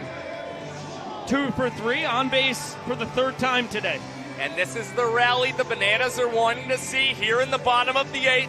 You get Rack on, you get Meadows on, and Garrett DeClue, a lefty, still has 2 tough righties to face in Eric Jones Jr. and Dan Oberst, who's waiting on deck. Pitcher's pitch evens up the count at 1-1. We just got 200 kronas from Selena. Josh, what are we going to do with all these Swedish kronas? I'll come back to you. This one popped right side. Chance for the fans to grab their second foul ball caught of the day. Check that. It would be number 3, but they come up empty. I was thinking we might just invest it. Maybe open up a brokerage account for the 2 of us. What do you think? Oh, really? No. I don't. The fans disagree. We'll take another look. And Tyler Gillum will elect to use his challenge for the Bananas, and we throw on the headsets for the 3rd time today. We've already had 1 foul ball caught by a fan overturned. Let's get that same replay again. Zach Frangelo is ready, as is Vincent Chapman. Less than 10 minutes on our 2-hour timer, so we've got to get this replayed on lickety-split. Here we go. Ball's coming down. I don't think that was caught.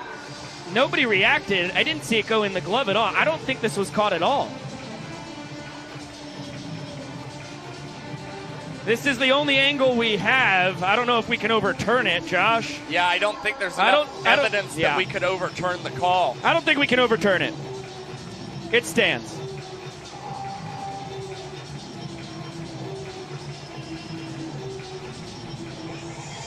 It certainly wasn't caught by our man with the glove. Unfortunate for EJ. And what an enormous first out here for Garrett DeClue in his banana ball career. Yeah, that is a heck of a way to get your very first out. And now, as I alluded to earlier, we have tied the banana ball record for most foul outs caught in a single game by fans, 3. Well, we're using this for any content. We'll use the first time that you made that declaration. There was a lot more gusto behind it when it happened in the moment. Kind of tough when you just have to restate what we thought had occurred earlier today. If Jason Swan's foul ball caught by a fan had not been overturned, then we would have just set the banana ball record. How about that blast? Dan Oberst, the opposite way, 1 hop off the wall. Hampton plays it perfectly. Rack getting the wave around, throw into second, now comes home. Not in time. And the 2-run lead in the 8th inning cut in half. But how about the throw from Hampton? He got D.R. Meadows out on a force play at second. Yeah, they were expecting Reese Hampton to come up with that catch. It was pretty hard to judge, probably in the sunlight. But man, Robert Anthony Cruz did not stop running on that play and was able to score a big run for the Bananas. Now Gabe Howell, who had 17 home runs in the Pioneer League, has a chance to put the Bananas possibly in front with a big swing as Dan Oberst on the very first pitch from DeClue to Howell takes off and swipes second. That is a bizarre one. So Dan gets an RBI,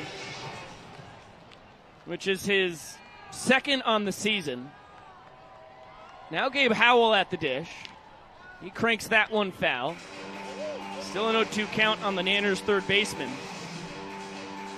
It has to be a fielder's choice, though. It's a 9-6 fielder's choice. Correct. It's pretty unfortunate for a ball that was blasted the opposite way. That will actually hurt Dan's batting average.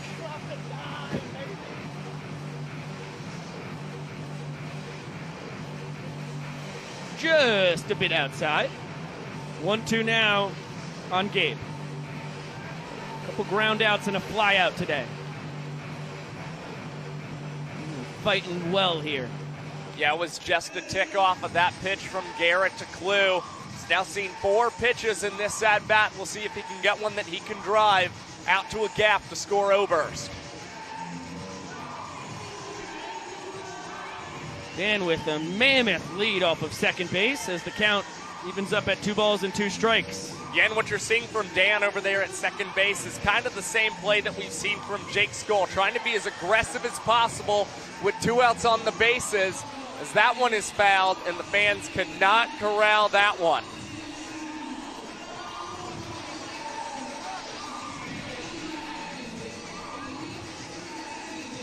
Another 2-2 from DeClue.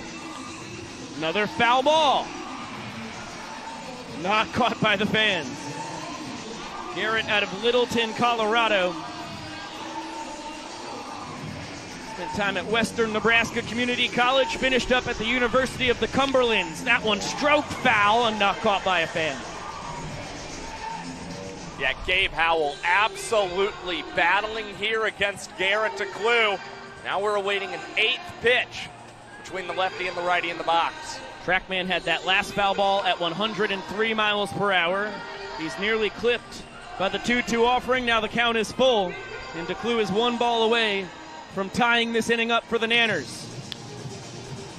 And Howell continues to fight. We'll get another payoff.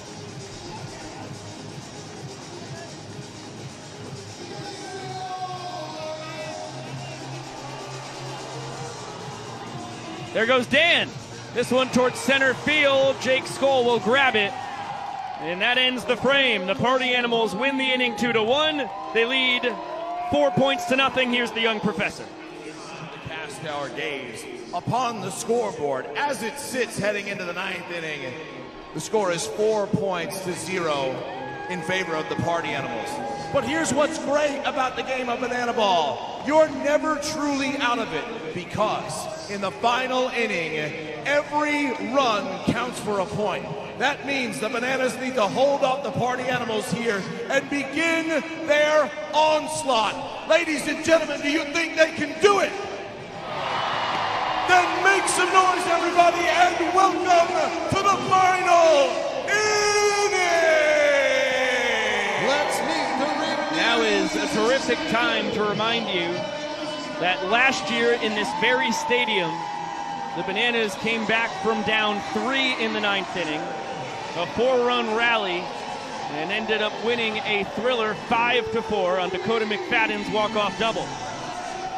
Yeah, it is not impossible for the Bananas to rally back here, but they're going to need excellent work from DJ the Invader. Hopefully he's working quick and pounding the zone and can retire the Party Animals in order. And here's the thing, even though the Party Animals are up 4 points, if they get 2 outs and still have nobody on base, you may see them use their golden batter just to see if Jake Skole or possibly Reese Hampton, last night's golden batter, can run into a good one and launch one over the fence and give the Party Animals yet another insurance point. Our beloved pal, Cowboy Kyle, with Andy Archer, letting the fans know on the first base side we're in the last inning, and Jake Skole, in his own unique manner, doing the same on the third base dugout.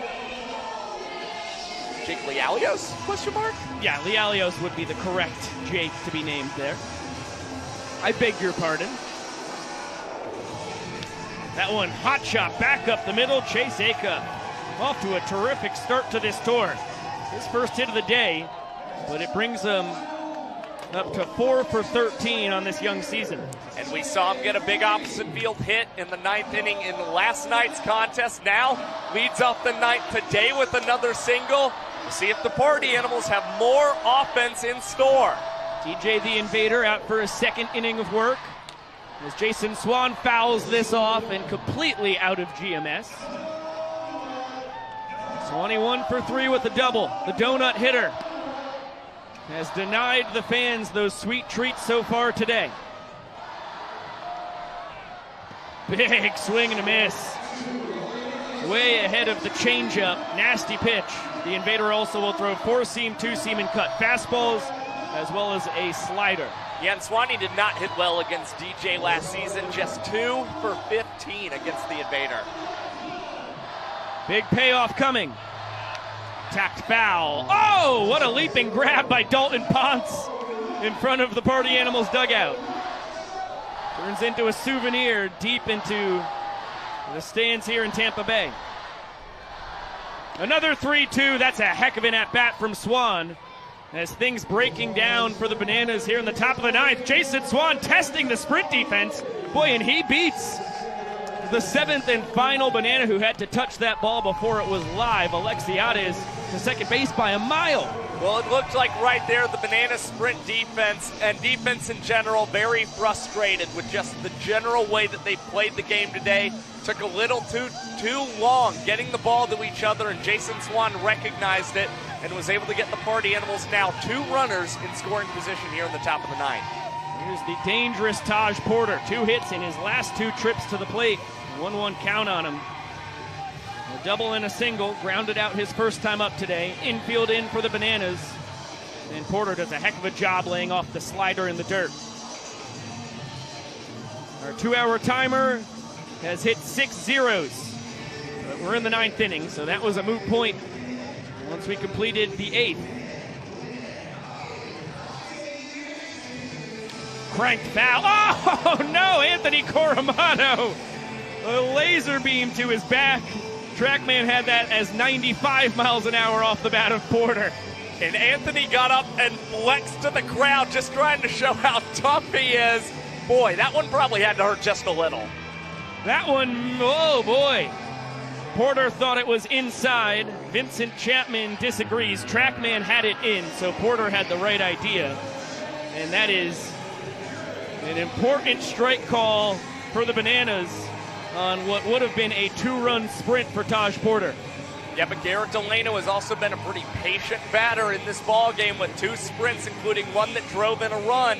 He's got a chance to earn his 3rd today and possibly get the Party Animals 2 more runs that would become points in this ball game. A lot of sliders from DJ here in this inning. That one misses. 1-1 up and in.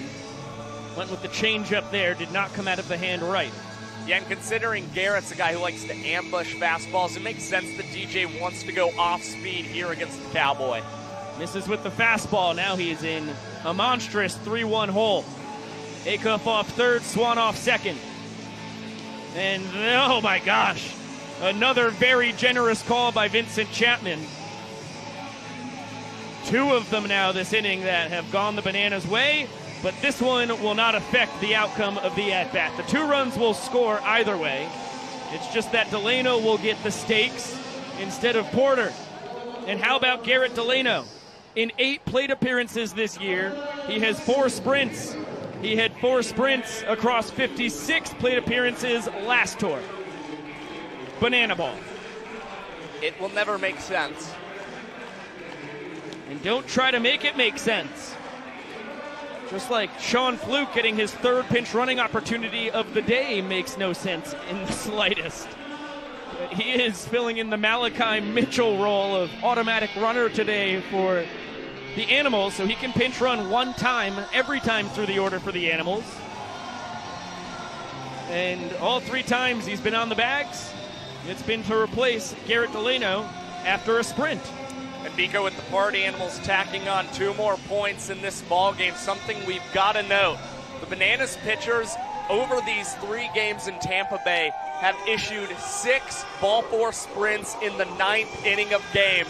As Sean Fluke steals his 2nd base, rips off the shirt, and he's going to wave it around in the air as he comes in to score. That's now a 7th point for the Party Animals in the game, and 7 ball 4 sprints in the 9th inning for Bananas pitchers across this series. Not what you want to see. How does Sean Fluke steal 2 bases on you in the same game?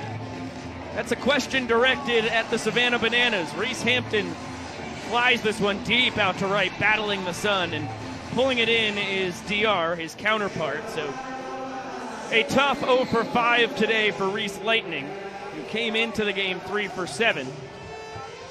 And now it'll be Dalton Cornett, 2 for 4. Couple base knocks. Had that bizarre 3-base error his last time, make him 3 for 5. And 7 for 14 on the season. He's hitting .500. And DC3 was one of the hottest batters to start last season. We talked about Jake Skole on opening night being one of those batters as well. But DC3 had a huge opening weekend in West Palm Beach. Now he's having yet another big opening weekend, this time in Tampa Bay. Jake Skole going no batting gloves here. You not usually see that. He's going to be grabbing dirt here as the Party Animals dug out. The vibes are through the roof.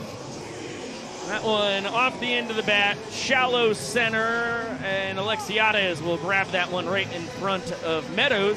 Here comes the young professor. And the Party Animals add 3 in the top of the 9th, but we are heading now to the bottom of the 9th. You know, it was Yogi Berra of the New York Yankees who said it best. It ain't over till it's over. Now is the time to find out how this is all going to shake out, Tampa. Get on your feet, make some noise, because this is it!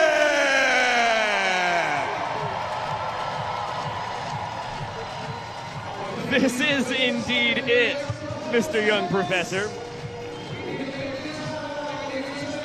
8 Party Animals come to the plate in the top of the 9th. 3 of them scored. 2 of them stranded. It's 7-0 in favor of the Bad Boys in Banana Land. And they turn to their fantastic closer, Dylan Porter, in what is not a save situation, Josh. Yeah, that's exactly right. But Dylan Porter is 4 for 4 in save opportunities dating back to last September, and he's been really sturdy out of the pen. Last season had a 4.76 earned run average in relief. It's not a stellar mark, but in banana ball, in a tour that kind of caters to offense, having a mark like that, ERA-wise, actually not too bad. And Dylan Porter finished above average when it comes to ERA plus with a mark of 110. Yes, so 12% better than your average banana ball pitcher. Porter's going to have 6, 7, 8 due to swing it for the Nanners. Brandon Crosby, Michael Deeb, and Danny Hosley as they try and mount the largest comeback in our sports history.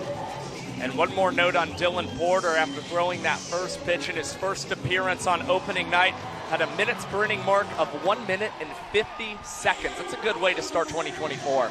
Brandon Crosby with a base hit through the 4-hole. Good way to start this 9th inning. 1 man aboard. The Nanners just need to get 5 more guys on base before they can bring the game's tying run to home plate. There goes Crosby towards second. No throw from Cornette. He's got his second steal of the tour.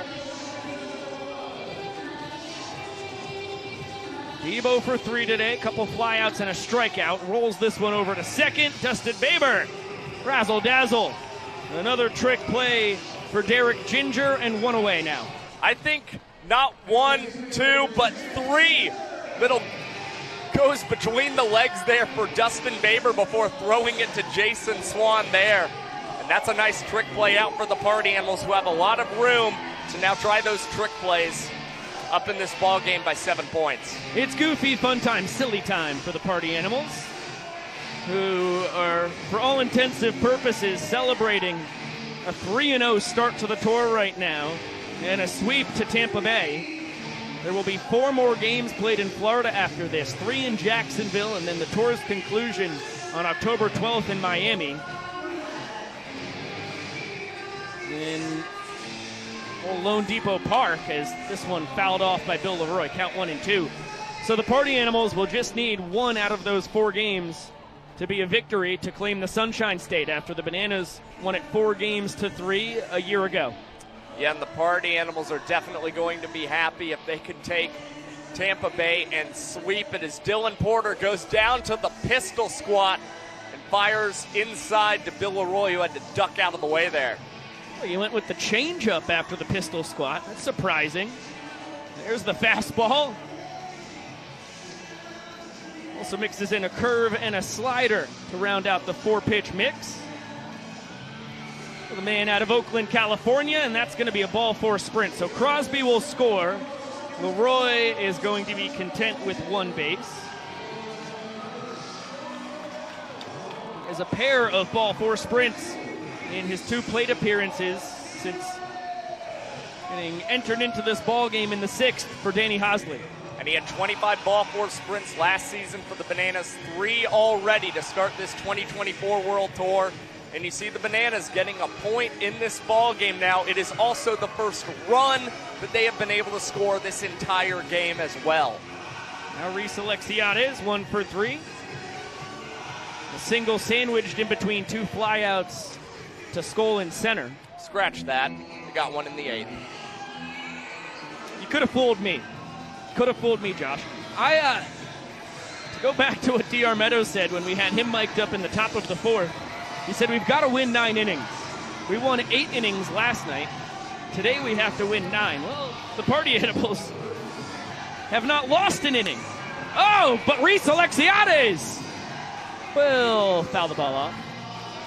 Guy who hit 29 bombs in the Pioneer League. I like the launch angle. I got a little excited. Yeah, just a little too much launch angle, I think, from Reese as he pulled that one foul.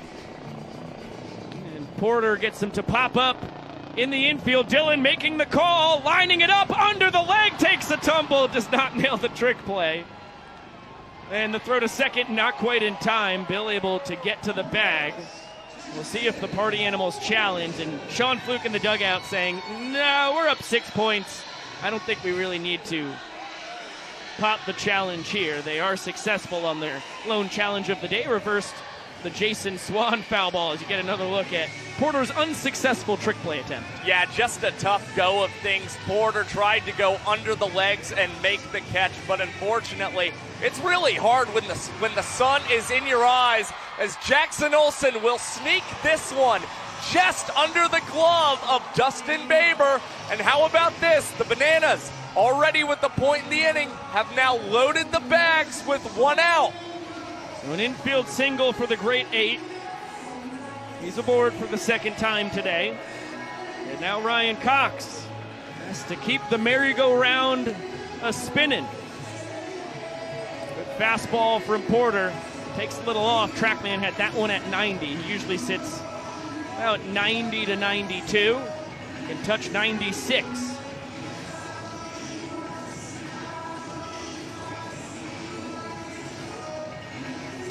This one fouled. Well, no, it's going to stay fair. Infield fly. And Porter there to grab it either way. And now Porter on the mound is 1 out away from securing the dominating Animals victory. And the Bananas are going to elect to bat DR Meadows, who does have 2 hits in today's contest, but kind of surprising they're not going to use a golden batter here, possibly get some more points, and then be able to have Eric Jones Jr. and Dan Oberst following after that. Well, DR is their leadoff man. It's the guy they have elected to get more plate appearances than anybody else in the game without the intrusion of a golden batter. And you can't be upset with a .343 hitter. He had the 2nd highest batting average on the team last year, a .414 on base percentage. That was also 2nd best on the squad. And all you need right now is a guy to get aboard. You really don't need a blast. As a grand slam would still have the Bananas down 2 points, and DR Meadows proves why you do not take him out of his spot in the order. A silly thought from you, Josh. Well, he's seeing the ball really well now, 3 hits, and hey, here's what's interesting. DR Meadows was one of only 2 Bananas to finish with a batting average with runners in scoring position above 300. So the Bananas actually paying attention to the advanced metrics on this one. It's good to see all that hard work contribute to some success on the diamond. And when I say hard work, I mean it's all the hard work you do, Josh. Eric Jones Jr. has to reach to make Dan Oberst the tying run. As the fans could end this game, it is not caught. Oh, that was a close one. We had a Party Animals youngster right in front of our broadcast booth who thought it might be caught and was already trying to celebrate a win with the Bad Boys. 2-1 coming to EJ. 1 for 3 on the night. He fouled out to a fan his last time up. That one just misses inside.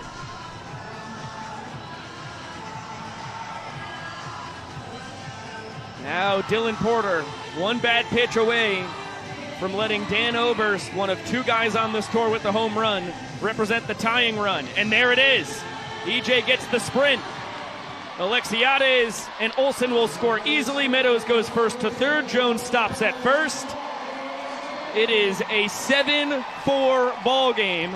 And here comes the incredibly powerful Largo, Florida native himself, Dan Oberst.